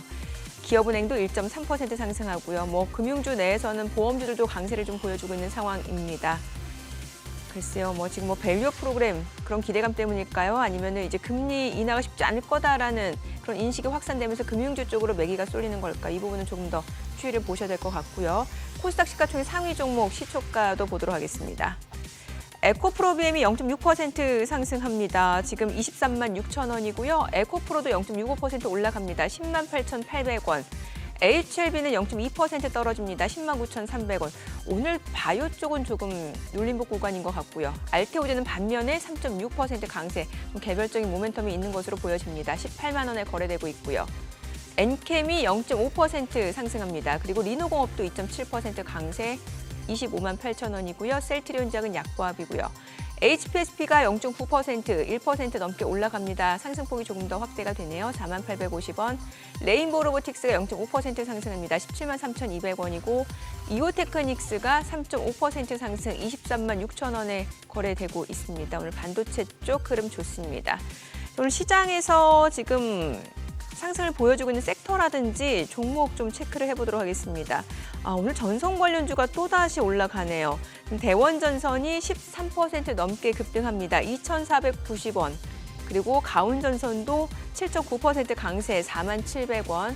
그리고 대한전선도 3.5% 올라가고요. 일진전기도 7.3% 강세 21,300원, 재룡전기도 3.5% 상승하고요. KBI 메탈도 5% 강세입니다. 2,140원이고요. LS도 4.7% 강세고요. LS 에코에너지는 보합이네요. 지금 AI 반도체 칩 수요가 늘어나면서 전력 또 수요가 굉장히 늘어날 것이다라는 기대감, 전선 관련주, 전기 관련주로 또 상승 모멘텀으로 좀 이어지는 모습 확인해 보실 수가 있을 것 같고 오늘 반도체 쪽 좋다라는 말씀을 드렸는데 뉴로모픽 반도체 관련주 내에서는 자람 테크놀로지, 오픈 엣지 테크놀로지가 지금 2% 가까이 올라가고요. 네페스아크, 에이직랜드, NCN도 지금 강세를 보여주고 있고요. 반도체 쪽에서는 또 HBM 빼놓을 수가 없겠죠. PSK홀딩스가 5% 강세입니다. 48,600원. STI도 3.9% 강세, 또 한미반도체 다시 힘을 내줍니다. 3% 상승 148,800원에 거래되고 있고요. 이오테크닉스 앞서 보셨죠? DIT도 2.7% 상승, 오늘 반도체 쪽 흐름 좋습니다. 이 가운데 조선주들도 흐름이 좋네요.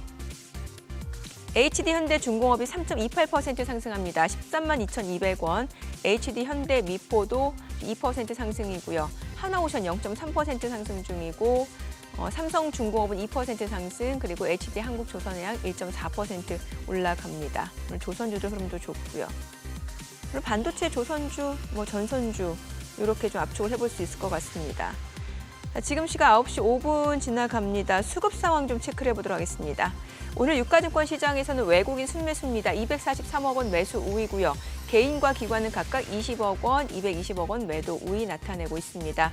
코스닥에서는 외국인이 파네요. 지금 158억 원 매도 우위, 기관도 30억 원 순매도고요. 개인은 239억 원 순매수 보여줍니다. 환율 좀 체크해 보도록 하겠습니다. 오늘 외환시장 개장 상황입니다. 달러 환율은 1원 50전 하락한 1,374원 50전에 개장이 됐습니다. 환율 자체는 하단 자체는 높아지는 상황에서 상단도 약간 막혀 있는 느낌이고요. 예. 그러네요. 환율이 여기 와서는 또 잘 못 움직이는 것 같습니다. 네. 지금 어제 제니디 옐렌 미국 재무장관 발언 중에 하나 눈길을 끄는 게 있어가지고 소개해드리자면은 네. 개입과 관련해가지고 외환시장 개입과 관련한 질문에 대해서 최소한으로 했으면 좋겠다.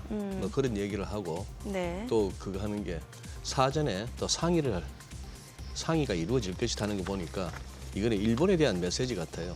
혹시 개입할 거면 우리한테 네. 얘기나 하고 해라. 우리 오케이 사인 떨어지면 해라. 예. 그리고 너무 자주 하지 마라. 네네. 이런 얘기 같아서 딱히 지금 여기 달러 강세 내지는 엔화 약세가 이렇게 여기서 돌아설 이유는 안 보이는데. 계속해서 그러니까 엔화 약세 기조가 좀 이어질 수 있다라고 보시는 거네요. 그러네요. 그런 상황이 돼가지고 이제 과연 이제 시장에서도 얼추 시장 자체적인 포지션 구축은 이미 엔화 약세가 빵빵하게 채워져 있어가지고 더 가겠나 싶은 생각이 들기도 합니다만 달러 강세는 여전합니다. 금리 차이를 보나 뭐를 보나 그런 상황이고 그냥 그게 했으면 좋겠는데 또 뭐요? 아침에 찍은 게 다인가요 또 장중 고점은 한번 또 오후까지 한번 봐야겠네요. 그러니까 좀 음봉 보여주는 살짝, 종목들이 꽤 있다라는 거죠. 그러네요. 네. 대부분 또 이렇게 예. 주식 많이 하시는 분들 보니까 11시 이후로는 또 안 하시더라고. 이게 종목 변동성이 가장 큰 시간대가 네. 개장하고 나서 개장하고 나서 한 10시 전. 10시 전후까지. 네, 맞아요. 그런 그럼 것. 오후에 또 한번 오후에 움직이고. 또 이제 한번 어디 운동하고 오든지 좀 쉬고 와서 또 한번 후다닥 한번 하고. 네. 우리 최 팀장님 웃으시는 거 보니까 혹시 또 최 팀장님 또 종가 플레이 하시는 거 아닙니까? 아닙니다. 저는 이제 애널리스트로서 저는 이제 주식 못 하시는구나. 못하고요. 네. 이제 다만 언급하신 것처럼 너무 들여다보시는 것처럼 정확해서 여의도 사람들의 삶의 그 움직임이 11시부터 이제 밥 먹으러 나가. 그래서 일찍 나가. 전까지 빨리 매매가 끝나고. 여의도는 11시 반만 가도 줄 서야 돼요. 11시 반이면 이제 밥을 좀 늦게 먹는다고 봐야 요즘엔 돼요. 11시부터. 먹는다. 11시 네. 이전에 가서 이제 맞아요. 11시 오픈부터 먹고 하긴 다들 그다음에 새벽같이 출근하니까 아침을 못 먹으니.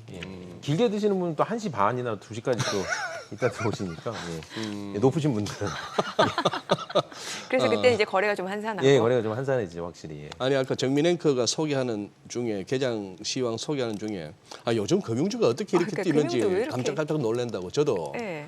저도 가장 아까 놀란 부분입니다. KB금융지주 글쎄요. 예, 시가의 플러스 6%는 저런 저도 주식이에요. 굉장히 깜짝 네. 놀란 원래 금융주 지점이었어요. 무겁잖아요. 굉장히 무겁죠. 네.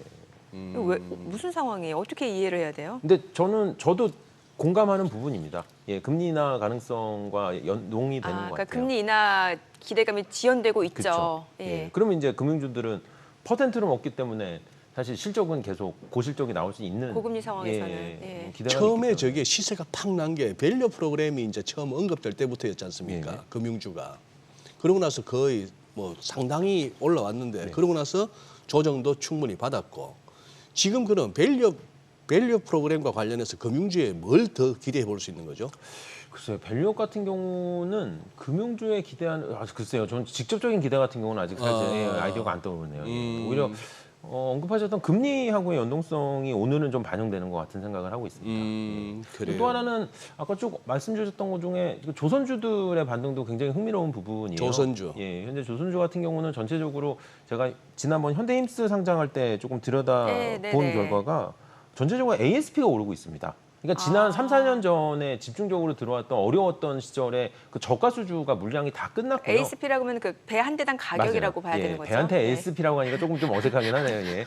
예, 성과라고들 보통 얘기를 네. 하는데 예, 성과가 계속 상승을 하고 있는 바람에 그래서 저가 수주는 이제 다 수주가 끝나고 약간 이제 제대로 된 가격의 그런 신주 수주가 늘어나다 보니까 전체적으로 조선주들 분위기 좋다는 얘기는 지금 계속 좀 기대가 되고 있는 부분이고요. 오늘 얘기하고 있던 HD 현대마인솔루션도 마찬가지예요. 조선주잖아요. 예, 조선주인데다가 얘는 굉장히 좀 또 특별한 조선주입니다. 예, 뭐냐면 그 애프터마켓이라고 하죠. 예, 유지보수 수리를 전문적으로 하는 회사이고요. 네. 예, 게다가 또 하나는 또 HD 현대마인 솔루션에 대해서는 그렇게 두 가지로 보시면 좋을 것 같아요. AM 시장, 그러니까 애프터마켓 시장하고요, 유지보수. 그 다음에 이제 친환경 선박 수리, 네. 수리 개조 시장이 또 있습니다.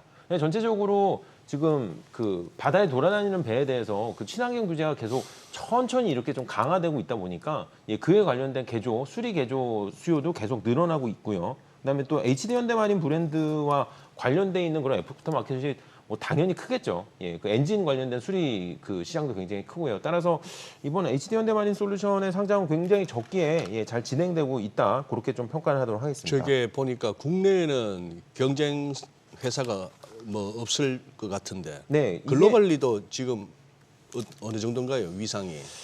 글쎄요, 제가 글로벌 저 정- 시장까지는 예, 정확히 말씀드리긴 좀 어렵지만 예, 유일무이한 회사라는 자신감이 저는 틀린 말은 아니라고 예, 그렇게 그래요? 말씀드리고 있습니다. 예. 아까 그 부분도 상당히 기대감을 품게 하네요. 친환경 관련해서 그 엔진 다 교체해야 되지 않습니까? 네, 뭐 엔진이라든지 뭐 뭐 여러 여러- 가지 뭐 배에서 발생되는 그런 뭐 오염 물질이라든지 그런 네. 거에 대한 규제인데 그게 이제 시청자분들이 이제 주의해 주시기 뭐냐면은 예를 들어서 이제 바다 시장이 아니라 예. 뭐 육지라든지 뭐 다른 공장이라든지 이런 거는 예. 법제 적용이 굉장히 빨리 이루어집니다.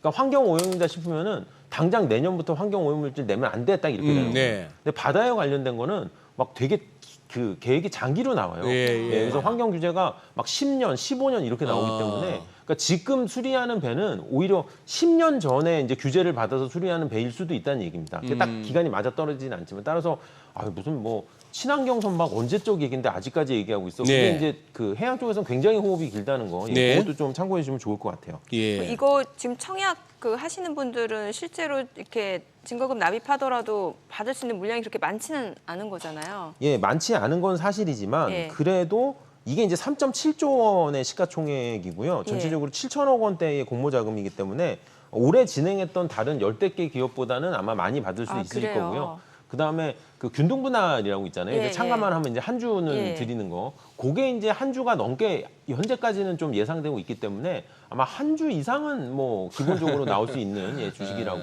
지금 예. 다 균등 배정 같은 경우도 다 0.1, 0.2 이런 식으로 예, 되고 있기 때문에 오히려 뭐 적게 나오는 건 사실이지만 올해 물량 중에는 그래도 좀 의미 있다고 말씀드리고 있습니다. 이거 공모주 청약 이거 못 하신 분들은 그러면 이제 그 상장하고 나서 네. 그 당일 말고 네. 좀 지나서 네. 접근하는 거는 굉장히 괜찮은 그 건가요? 좋은 아이디어이고요. 예. 다시 한번 말씀드리지만 저는 신규 상장주 같은 경우는 상장하고 한 1년 정도는 공모가를 계속 이렇게 옆에 메모해 두시는 거를 권고드리고 있습니다. 즉 공모가에서 이 회사의 주가가 언제까지냐. 예. 그러니까 신인이라고 보통 얘기를 하죠. 주식시장에서의 신인은 상장일 기준으로 1년까지 보시는 게 맞는 것 같아요. 그래서 공모가를 옆에 적어 두시고 이 회사가 공모가가 얼마였는데 지금 공모가 비슷하네. 그러면 공모주 사는 거랑 같은 효과잖아요. 그렇죠. 예, 예. 그래서 공모가에서 다시 이렇게 좀 투자를 하시는 것도 저는 굉장히 좋은 투자 기법이라고 말씀을 드리고 있고요. 또 하나 복귀를 해보면 저희가 이게 2호 기업이란 말이에요. 올해 예. 코스피 1호 기업이 어디였냐면 APR이었습니다. 당시에 공모가가 25만 원이었고요. 네. 뭐 25만 원 상장해서 첫날 뭐 많이 가기도 하고 많이 빠지기도 했는데 어저께 정확히 25만 원을 다시 찍었습니다. 아하. 예, 그러니까 공모가를 기준으로 좀 하회했다가 또 이제 이거 복귀하려는 또 그런 회귀하려는 또 그런 습성이 있기 때문에 네. 이 투자자분들이 이 공모가에 대해서는 조금 좀 1년 정도는 좀 계속 좀 유념해 주시면 좋을 것 같습니다. 팀장님 이제 뭐 시간이 거의 안 남았습니다만 뭔가 조금 아까 스펙 좀 덜 마무리가 덜 된 것 같아서 네. 짧은 시간에 지금 팀장님께서 발간하신 리포트에서 K-스펙 요새는 뭐 K자 붙는 게 유행입니다만 네. 이게 어떤 의미가 있는 건지 네. 그리고 그동안에 이 스펙 합병을 통해서 상장한 기업들의 주가 성적표는 괜찮았는지 네. 이때까지 스펙을 별로 관심 없었다가 한번 해봐 하시는 우리 시청자분들께 드릴 수 있는 스펙 투자 전략까지 네. 짧게 좀 한번. 거꾸로 말씀드릴게요. 네. 스펙 투자 전략은 질문 한 3가지 되는 것 같은데. 예, 스펙 투자 전략은 청약에 2,000원에 들어가는 방법은 뭐 전혀 부담 갖지 말고 적극적으로 참여하시길 권고드리고 2,000원에 있습니다. 공모주에 2,000원에 들어- 공모 네. 들어가는 거는. 그래서 이거는 호흡을 길게 가져가야 돼요. 아, 네. 예, 유효기간 3년이고 보통 합병이 2년 차에 많이 벌어지기 때문에 2,000원에 공모 받아서 혹은 2,180원에 시장에서 사 모아서 그냥 갖고 계시면 됩니다. 그러면 우리나라의 누적 합병 성공률이 50% 현재 찍고 있어요. 예. 그 얘기는 뭐냐면 상장하는 스펙 2개 중에 하나는 짝꿍을 만납니다. 아하. 예, 그 얘기는 뭐냐? 2개 중에 하나는 성공한다는 얘기예요. 그러면 나머지 2개 중에 하나는 실패인가요? 아까 제가 언급했지만 원금은 돌려받는다. 원금을 돌려드립니다. 네. 약간의 그런- 이자와. 근데 이 원금 돌려드린다는 얘기를 주의하셔야 되는 게 내가 만약에 시장에서 급등한 스펙을 3,500원에 샀어요. 그러면 아니 최영건님 3,500원 주는 거 아니에요? 아니에요. 2,000원 드립니다. 그렇죠. 그러니까 그거 주의하셔야 되고요. 그다음에 제가 몇 개 기업 이름만 말씀을 드릴게요. 윈텍이라든지 제이시스 메디칼, 디올 예. 굉장히 유명한 회사들이죠. 네. 네, 다 미용 의료기기. 예. 예. 주가도 많이 올랐고요. 많이 네. 올랐어요. 요거 다 스펙 합병 멤버들입니다. 스펙 합병입니까? 아, 그래요? 예, 싸그리, 예. 아, 태생이 그렇군요. 예, 예, 예. 그래서 스펙 합병 아까 수익률 여쭤보셨잖아요. 네. 물론 뭐 하회하는 기업도 있죠 공모가에서. 그런데 이렇게 크게 상승하는 기업도 이따금씩 나오고 있다. 예, 그렇게 말씀을 드리고요. K스펙 관련돼서는 제가 마지막으로 그렇게 말씀을 드릴게요. 저도 아무데나 K자 붙이는 거 그렇게 썩 좋아하진 않습니다. 네네네. 근데 우리나라 스펙 제도는 2003년에 시작한 미국의 원조 시장 거를 그대로 갖다 베껴놓은 시장입니다. 네네. 근데 현재 미국의 스펙 시장 같은 경우는 자리를 제대로 잡지 못했어요. 작년에 미국 시장 전체에 상장한 스펙의 개수가 31개인데 네. 대한민국이 38개였습니다. 오. 우리가 원조를 이겼어요. 예. 심지어 미국 시장은 잘 나갈 때는 연간 600개 이상 스펙이 상장할 때도 있었는데 그게 이제 30여 개로 쪼그라든 거죠. 아하. 예, 그래서 저는 오히려 원조 시장보다 더 건전하게 잘 성장한 우리나라 스펙을 K스펙이라고 불러도 될 정도로 저는 굉장히 좀 대한민국 대표 상품이 됐다고 그렇게 좀 말씀드리고 있습니다. 꼭 색안경을 낄 것이 아니라 한번 긍정적인 차원에서 그러네요. 네. 이 스펙을 또 한번 들여다볼 기회가 된 것 같습니다. 네. 네. 오늘 내용 잘 들었습니다. 고맙습니다. 감사합니다. 감사합니다. 오늘 들으신 내용과 관련해서 더 다양한 정보 원하시는 분들은요. 카카오톡 채널에서 크존 검색하시거나 크존 앱 다운로드 받으시면 다양한 정보 확인해 보실 수 있으니까 참고해 보시기 바랍니다. 자, 최근 외국인들 또 어떤 리포트 관심 있게 보는지 확인해 보겠습니다.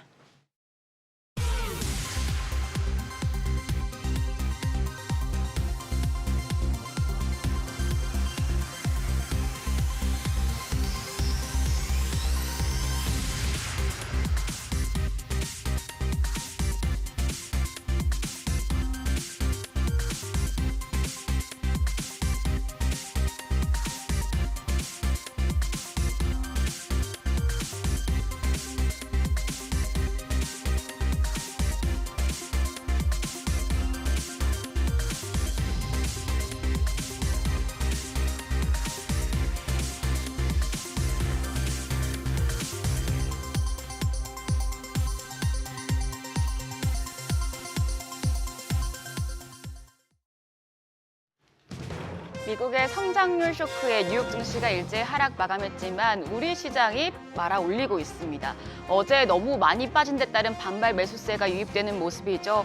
코스피가 0.72% 상승권입니다. 2647선 지나가고 있고요. 코스닥 1% 가까이 오르면서 861선 전개되고 있습니다. 수급 상황 체크하시죠. 오늘 유가증권 시장에서 외국인이 다시 사들이고 있습니다. 외국인 하루 만에 537억 원 매수 우위로 전환됐고요. 기관은 229억 원 매도 우위, 여기에 더해서 개인도 365억 원 팔자세 나타내고 있습니다. 코스닥 시장 보겠습니다. 코스닥 시장에서는 외국인이 코스닥 시장에서는 180억 원 매도 우위 보여주고 있고요. 반면에 개인과 개인 투자자는 현재 동반 매수 우위입니다. 개인이 245억 원, 기관은 소폭이지만 40억 원의 사자세 시연 중입니다. 업종별 흐름 체크하겠습니다. 오늘은 전선주를 필두로 한 전기 장비 업종이 상승률 가장 상단에 위치해 있습니다. 또 은행과 반도체 장비 업종도 오늘은 힘을 내주면서 상승률 상위권에 올라와 있는 모습이고요. 반면에 에너지 장비와 서비스 업종 가장 크게 떨어집니다. 또 하이브를 중심으로 엔터 업종이 마이너스권, 자동차 업종도 하락폭이 큽니다.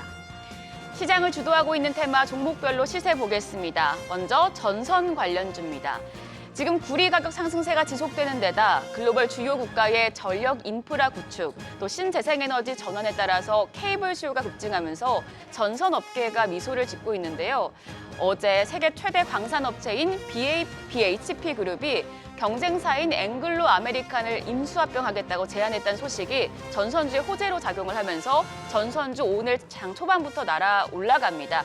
특히 대원전선이 12.76% 급등세 시연 중입니다. 현재 2,470원에 거래되고 있고요. 가온전선이 7.16% 상승권, 일진전기도 10.3% 상승하면서 21,850원 선 지나가고 있습니다. 그 밖에 KBI 메탈이 4.33% 그리고 LS가 6.34% 상승권입니다. SK 하이닉스 호실적에도 급락했던 반도체, 오늘은 반등에 성공하는 분위기입니다. 미 행정부가 미국의 발몰이 반도체 기업인 마이크론에 61억 4천만 달러, 우리 돈으로 약 8조 4,500억 원 규모의 반도체 공장 설립 보조금을 지원한다고 발표를 했습니다. 이에 간밤 뉴욕 증시에서 마이크론이 상승 마감했고 덩달아서 메모리 반도체 기업인 삼성전자와 SK 하이닉스도 상승하는 모습입니다. 특히 최태원 SK그룹 회장이 미국 반도체 기업인 엔비디아의 젠슨항 CEO를 만난 것으로 알려졌죠. SK하이닉스가 주도하고 있는 HBM, 고대역폭 메모리 관련한 논의를 했을 것이란 관측이 나오면서 HBM 관련주까지도 덩달아서 올라가는 모습인데요. 우선 SK하이닉스 오늘 3.93% 강한 시세 연출 중입니다. 현재 거래가 17만 7,300원으로 잡히고 있고요. 삼성전자도 오늘은 1.31% 반등하고 있습니다. 현재 7만 7,300원 선, DB하이텍이 0.12% 소폭의 강세 흐름 보여주고 있고요. HBM 관련주에서는 PSK홀딩스가 9.41% 시세 분출 중입니다. 5만 800원 선 지나가고 있습니다.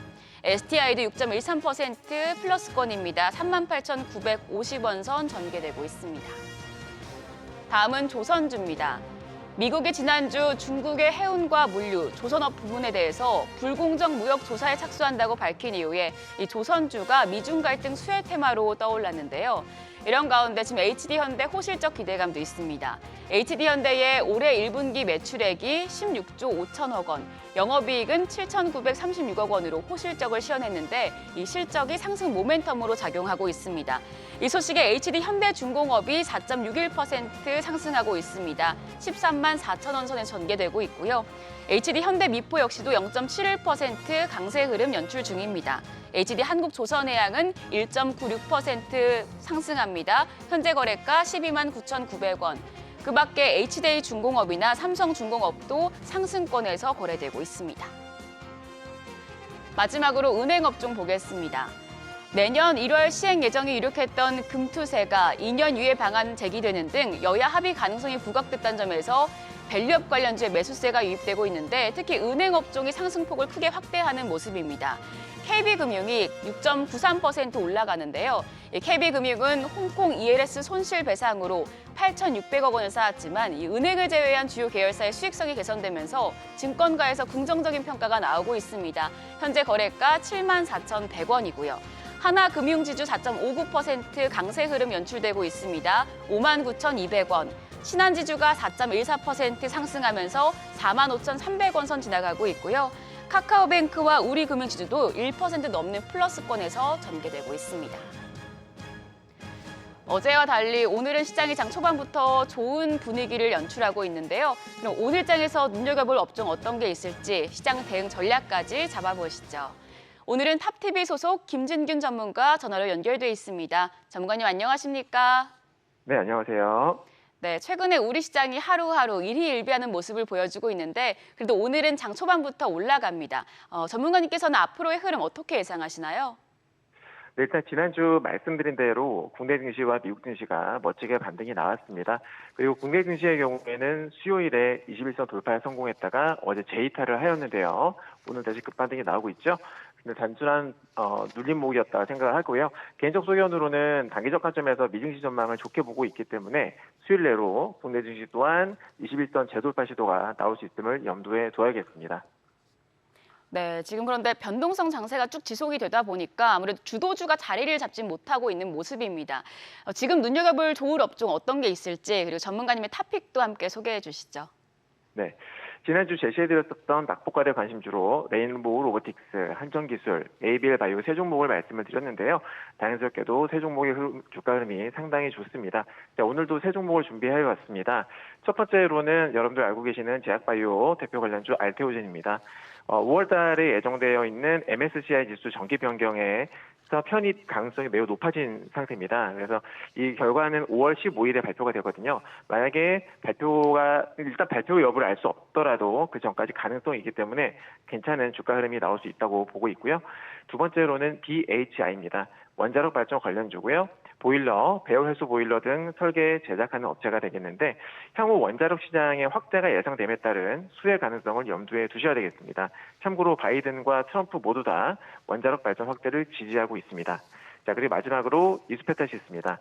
AI 가속기 및 네트워크 장비형 MLB를 생산하는 기업입니다. 다들 아시다시피 글로벌 AI 수요 증가에 따른 중장기 수혜가 지속될 전망이고요. 특히나 이 기업은 구글이라든지 엔비디아 같은 글로벌 빅테크 업체들을 고객사로 두고 있기 때문에 제품 다변화에 대한 모멘텀도 보유를 하고 있습니다. 네, 지금 시장이 말아 올리면서 상승폭을 키우고 있지만 오늘 밤에 이제 미국의 3월 PCE 발표를 앞두고 있어서 경계를 늦출 수 없는 상황입니다. 이번 주 마지막 거래일인데요. 투자자분들을 위해서 대응 전략까지 세워주시죠. 네. 향후 지수의 향방은 금일 21시 30분에 발표되는 PCE 지표와 다음 주 5월 2일 새벽에 발표되는 FOMC 회의 결과에 달려있다고 볼 수가 있겠습니다. 우선 PCE를 볼 텐데요. 연준이 참고로 하는 대표적 물가 지표죠. 근데 이 근원 PCE, 전년 동기 대비 근원 PCE 수치는 최근 10개월간 단 한 번도 컨센서스 상회가 나온 적이 없습니다. 컨센서스 부합 아니면 하회로 나왔었거든요. 참고로 현재 컨센서스는 2.6이고요. 지난 3월에 발표되었었던 2.8보다 낮습니다. 때문에 기존 패턴대로 컨센서스 부합으로만 나와줘도 호재라 볼 수가 있겠고요. 만약에 컨센서스 하회로 나와준다라면은 아주 큰 호재로 작용하면서 나스닥 지수가 21선 돌파하는 움직임도 한번 기대를 해볼 수 있다고 생각을 합니다. 만약에 그리 되면은 다음 주 월요일 국내 증시도 좋은 흐름으로 전개될 가능성이 매우 높아지겠죠. 그리고 다음으로 주목할 이벤트는 바로 5월 2일 날 진행되는 FOMC 회의가 있겠는데요. 파월의 입에서 어떤 말이 나오는지가 매우 중요합니다. 현재는 금리 동결 가능성이 압도적으로 높고요. 관전 포인트는 바로 양적 긴축 감속과 관련된 구체적인 언급이 나오느냐의 여부가 되겠습니다. 지난 3월 FOMC 회의에서 파월 의장이 fairly soon이라는 표현을 쓰면서 QT가 임박했음을 시사하는 발언을 했기 때문에 현재 시장 참여자들의 기대감이 꽤 높은 상황입니다. 하지만 만약에 QT 언급이 없거나 혹은 QT 감속 규모가 시장의 기대에 미치지 못할 경우에는 급락이 나올 수 있음을 염두에 두셔야겠습니다. 네, 오늘 말씀 고맙습니다. 지금까지 업종과 대응 전략 알아봤습니다.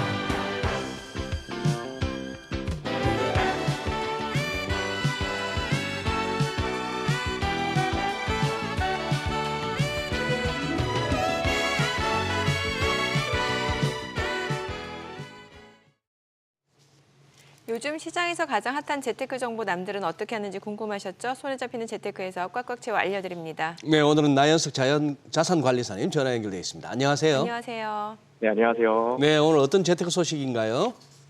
네, 지난 24일부터 K패스 카드의 발급이 시작됐습니다. K패스는 정기적으로 대중교통을 이용할 경우 지출 금액의 일정 비율을 다음 달에 돌려받을 수 있는 교통카드인데요. 오늘은 교통비를 절약할 수 있는 K패스 카드에 대해서 자세히 알려드리도록 하겠습니다. 네, 5월 1일이면 이제 정부가 시행하는 K패스 카드가 이제 본격적으로 도입된다라는 건데 기존 알뜰 교통카드보다 뭐 편의성 또 적립 혜택이 훨씬 강화됐다면서요. 네, 월 15회 이상 대중교통을 이용할 경우 지출 금액의 일정 비율을 다음 달에 돌려받을 수 있는 K패스 교통카드 출시를 앞두고 있습니다. 일반인은 20%, 청년층은 30% 환급, 저소득층은 53%를 환급받을 수 있습니다. 저소득층의 경우 월 대중교통비로 7만 원을 지출하는 사람이라면 3만 7천 원을 환급받아 절약하실 수 있게 되는 것입니다. 기존에는 알뜰 교통카드가 사용되고 있었는데 이번 K패스는 알뜰 교통카드보다 편의성과 적립 혜택이 강화된 카드라고 보시면 되겠어요. 전용 앱을 통해 본인이 직접 마일리지를 적립해야 하는 번거로움이 있었는데 K패스는 대중교통 이용 횟수와 금액에 따라 자동으로 혜택이 적용되며 알뜰 교통카드는 일부 지역 주민들만 이용할 수 있었던 반면 K패스는 이동거리 관계없이 전국 어디서나 할인 혜택을 받을 수 있겠습니다. 네. 자, 고물가 시대에 이제 교통수단 요금마저 오르다 보니까 이런 카드 출시되면 이제 관심이 갈 수밖에 없을 것 같습니다. 발급은 어떻게 받을 수 있을까요? 네, 워낙 고물가로 피부에 와닿다 보니 이러한 할인 혜택 정책은 담비와 같은 소식일 텐데요. 기존의 알뜰 교통카드를 이용 중인 이용자분들은 추가 카드 발급이나 회원가입 절차 없이 알뜰 카드 앱 또는 홈페이지에서 간단한 회원 전환 절차를 통해서 K패스 혜택을 이어받을 수 있겠습니다.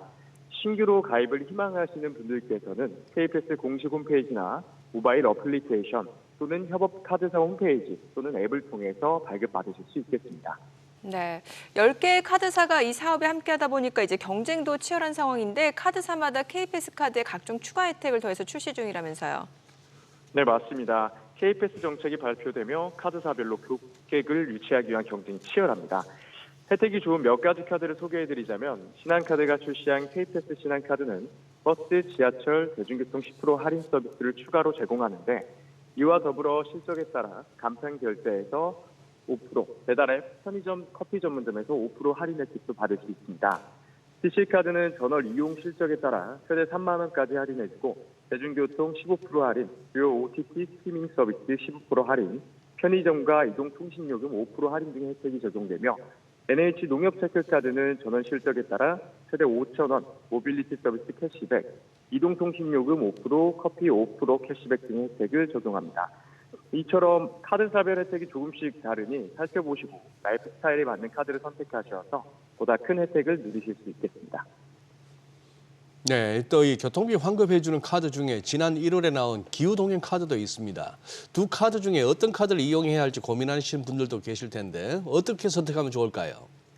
네, 대중교통 이용 횟수, 이동 경로에 따라서 조금 다르겠는데요. K패스는 사실상 전국에서 쓸 수 있으며 광역버스 등 GTX 이용에도 쓸 수 있어서 장거리로 출퇴근하시는 이용자들에게 유리하겠습니다. 서울 안에서만 이용한다라고 한다면 월 7만 7천 원을 기준으로 이상은 기후동행카드가 2만 원 K패스가 유리할 것으로 보여지는데요. 예를 들면 월 8만 원을 쓰는 경우 K패스 카드 사용자는 6만 4천 원을 내는 꼴이 되어서 기후동행 이용 시보다 2천 원을 더 내야 합니다. 월 7만 원을 쓰는 경우 K패스는 일반인 기준 14,000원을 환급받아 기후동행카드보다 6천 원을 아낄 수 있겠습니다. 네, 오늘 내용 잘 들었습니다. 고맙습니다. 네, 감사합니다. 이제 내일부터 일개 신도시 특별법이 시행됩니다. 일개 신도시 중에서 3년 안에 착공을 목표로 선도 지구가 선정될 예정인데요. 신도시별로 한 곳 이상 선정된다고는 하지만 많아도 두세 곳이다 보니까 이미 열기가 굉장히 뜨겁습니다. 네, 이 고물가 고금리 속 정부의 계획대로 진행이 될지 우려의 목소리도 없지 않습니다. 최근 부동산 시장 움직임과 함께 정비사업 분위기도 살펴보시죠. 도시화경제 송승현 대표 자리했습니다. 어서 오세요, 송 대표님. 네, 안녕하세요. 네.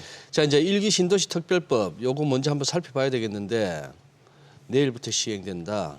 그동안에 이제 이거 된다 안 된다 말도 많았고 결국 이게 통합 재건축이 아니면 쉽지 않을 거란 얘기도 나오는데 지금 송 대표님 보시기에 어떻습니까 이게?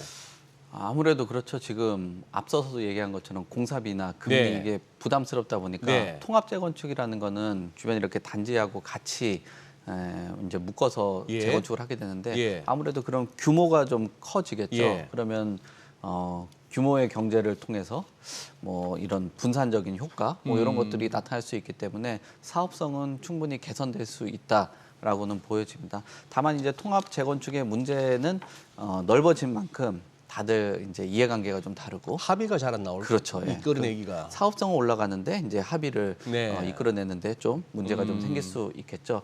그래도 일기 신도시가 이제 내일부터 시행되다 보니까 해당 지역에 계신 분들 같은 경우는 기대감들이 커지고 있는 것으로 보여져요.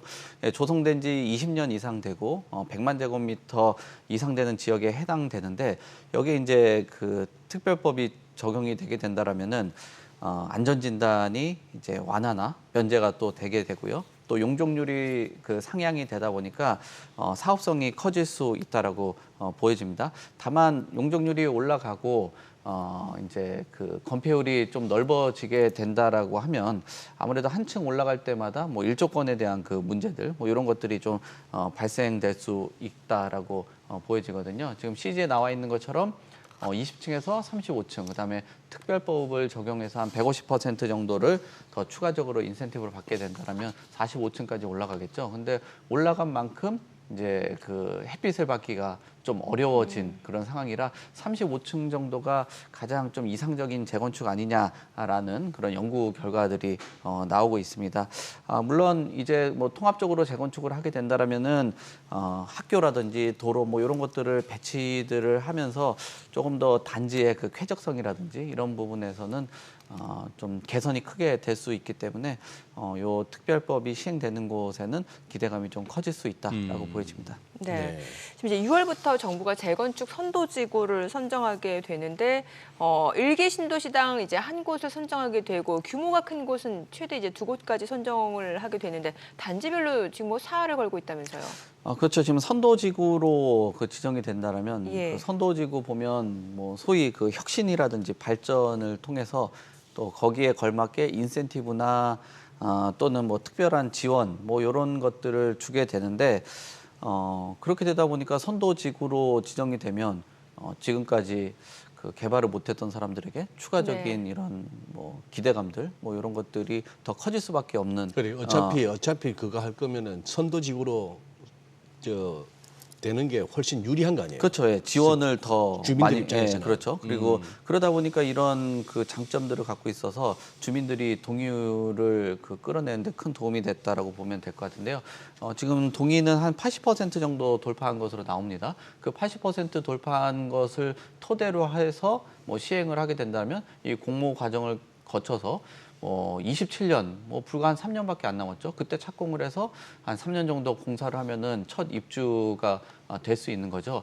서울의 주요 재건축 단지들 보게 된다라면은 사실 뭐 사업들이 뭐 13년, 15년, 뭐 길게는 사업이 그 안 가서 그 지정되고 나서도 10년 되고 나서도 사업이 잘 안 되는데 이런 것들에 대한 그 사업 속도가 개선된다라는 거는 내가 빨리 입주를 할 수 있고 거기에 양질의 주택에 들어간다라는 건 긍정적으로 볼 수 있겠죠.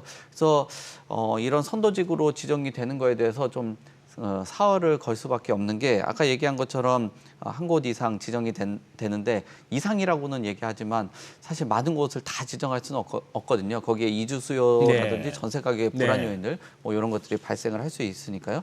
지금 보이는 것으로 그 분당이 한 9만 7천여 가구 정도가 되고 일산이 한 6만 9천여 가구가 되기 때문에 이런 것들의 그 개발을 통하게 된다라면 많은 주택 공급이 좀 일어날 수 있다라고 보여집니다. 다만 용적률이 상승하는 만큼 사업성이 커지잖아요.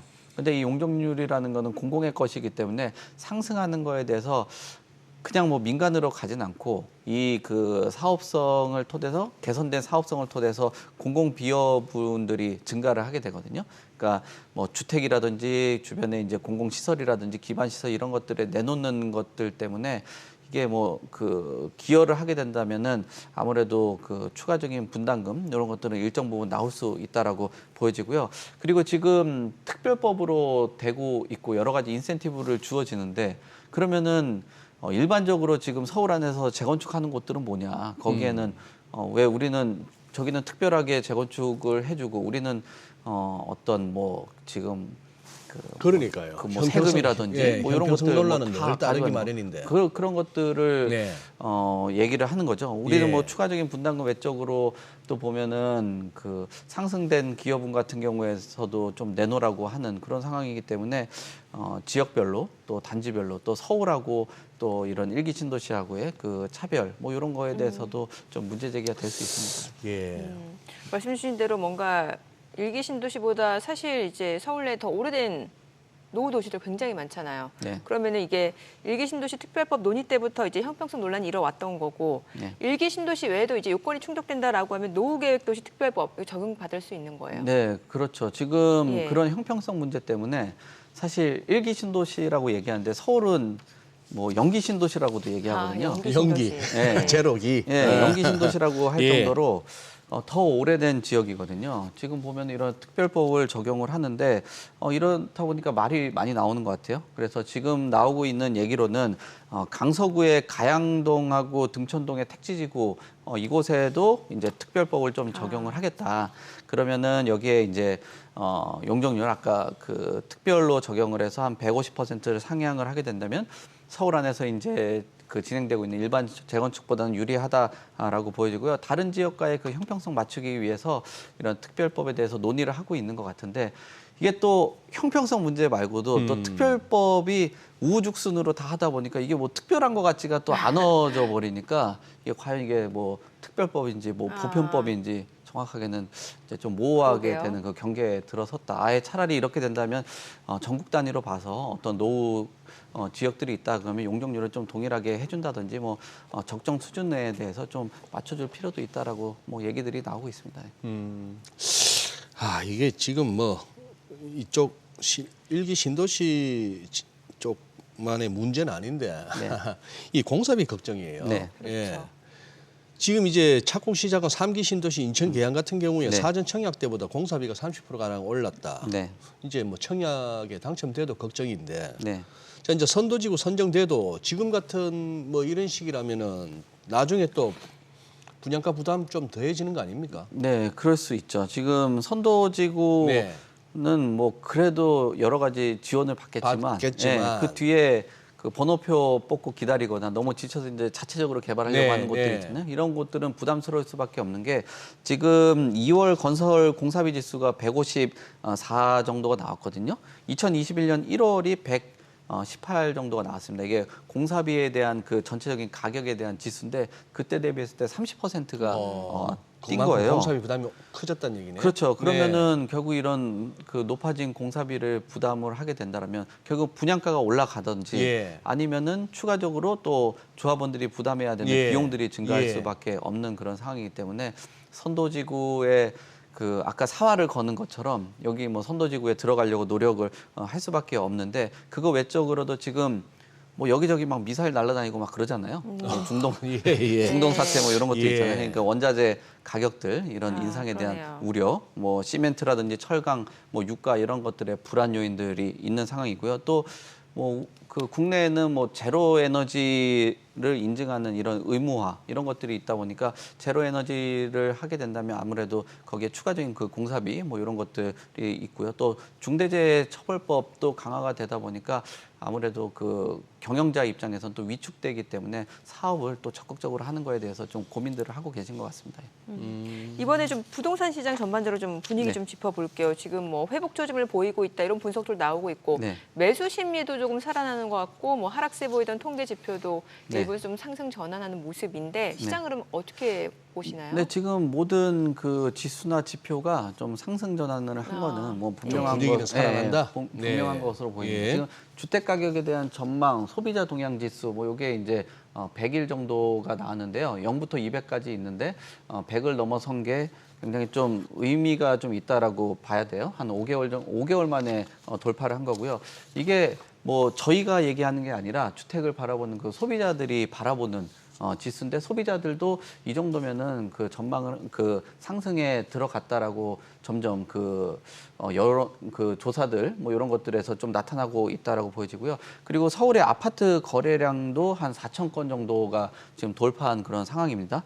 2021년 8월이 한 4,065건 정도 되는데 꽤 많은 시간이 걸렸죠. 거의 뭐 한 2년이 넘는 그 시간 동안 4천 건을 못하고 뭐 1,000건에서 2천, 뭐 많게는 한 3천 후반건까지 나왔는데 4천 건을 돌파한 그런 상황이 나타나고 있고요. 그다음에 매매 가격에 대한 그 가격도 0.03%가 서울 아파트 기준으로 했을 때 상승을 했는데 5주 연속 지금 상승하고 있는 그 추세라고 보여지고 있고요.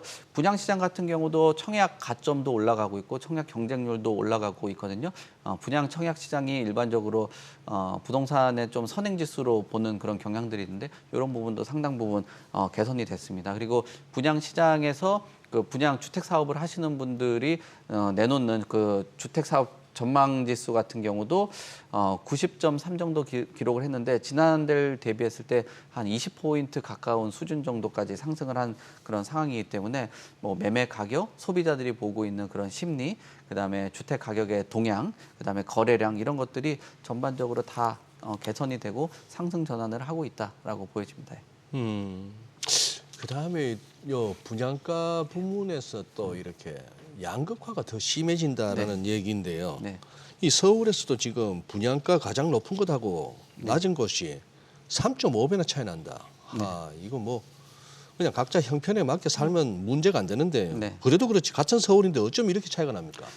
차이가 많이 나더라고요. 네. 지금 그 서울에는 포제스 한강이라고 그 워커힐 가다 보면 한강변에 붙어 있는 곳 거의 개발을 하고 있거든요. 네. 네. 거기가 지금 평당 그 3.3제곱미터죠. 평당 와. 분양가가 3억 한 7천 그 1억 3천 정도가 되는 그런 수준입니다.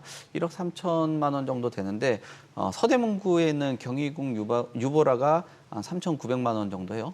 이게 한 3,900만 원도 낮지 않은 그런 수준인데 한 그런데? 4천만 원인데 네. 그게 더 흥미로운 거죠. 4천만 원 육박되는 그 가격도 부담스러운데 지금 포제스 한강이라는 곳 저곳은 뭐 1억 한 4천만 원 가까운 수준까지도 도달하고 있는 그런 상황이란 말이에요. 요게 이제 비교해 보면은 한 3.5배 정도 되는 거고요.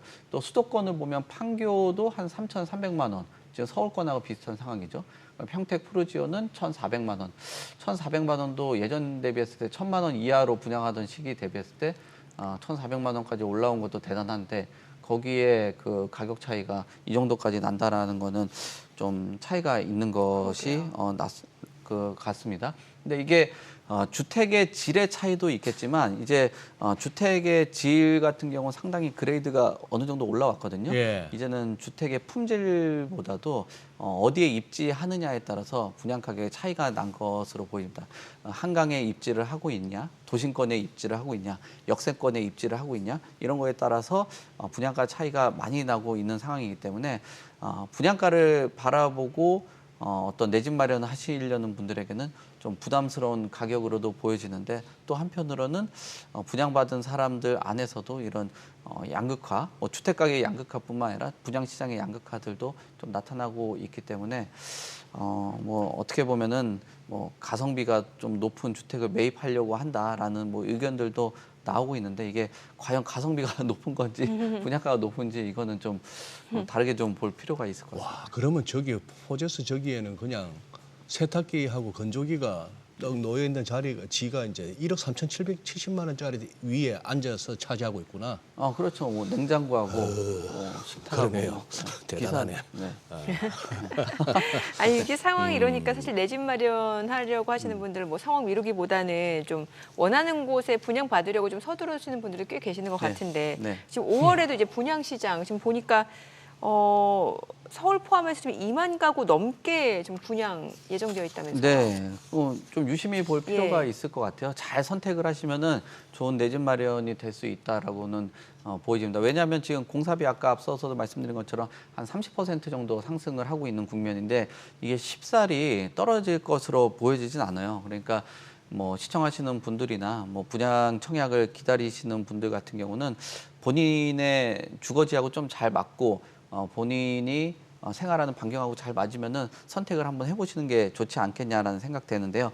5월의 주요 분양단지를 한번 살펴보면은 지금 성북구에 위치한 푸르지오 라디우스 파크 요것이 지금 일반 분양분이 한 718가구 정도 모집을 하고 있고요. 또 마포구에 위치한 마포자이 힐스테이트도 한 450가구 정도 분양을 준비를 하고 있습니다. 그리고 뭐 이천이라든지 오산시, 그다음에 부산 뭐 이런 지역들도 뭐 용인 같은 경우는 한 1,600가구, 그다음 부산 같은 경우도 한 뭐 900가구, 뭐 400가구 뭐 요 정도 분양을 하고 있는데 지금 평균 경쟁률이 대형 건설사 중심으로 해서 대단지 같은 경우는 평균 경쟁률이 한 12대 1 정도 나오고 있거든요.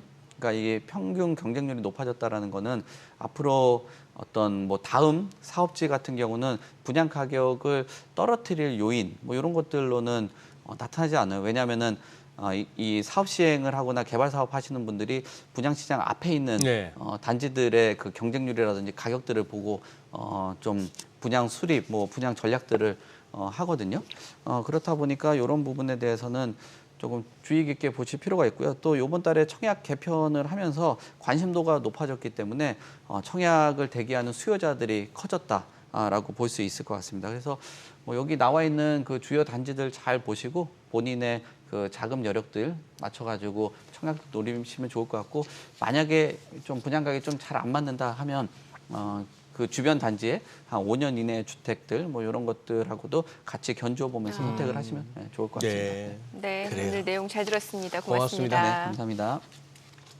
네, 오늘 코스피 코스닥 양시장 상승세 계속해서 유지해내고 있는 상황이고, 이제 코스피 거래소 쪽에서는 외국인들도 꾸준하게 매수를 보여주네요. 네, 그렇습니다. 모처럼 그래도 좀 웃으면서 주말 마무리하겠네요. 네. 피곤한 한 주였습니다. 시장 쳐다보기만 해도. 갈팡질팡하다 보니까. 갈팡질팡하네. 네. 저희 방송 중에 전해드린 내용과 관련해서 모든 투자 판단의 책임은 투자자분들께 있다는 점 알려드립니다. 네, 세상의 모든 돈 되는 정보 재테크 노하우 머니쇼. 오늘은 여기서 인사드리겠습니다. 저희는 다음 주 월요일 오전 8시에 찾아뵙겠습니다. 고맙습니다.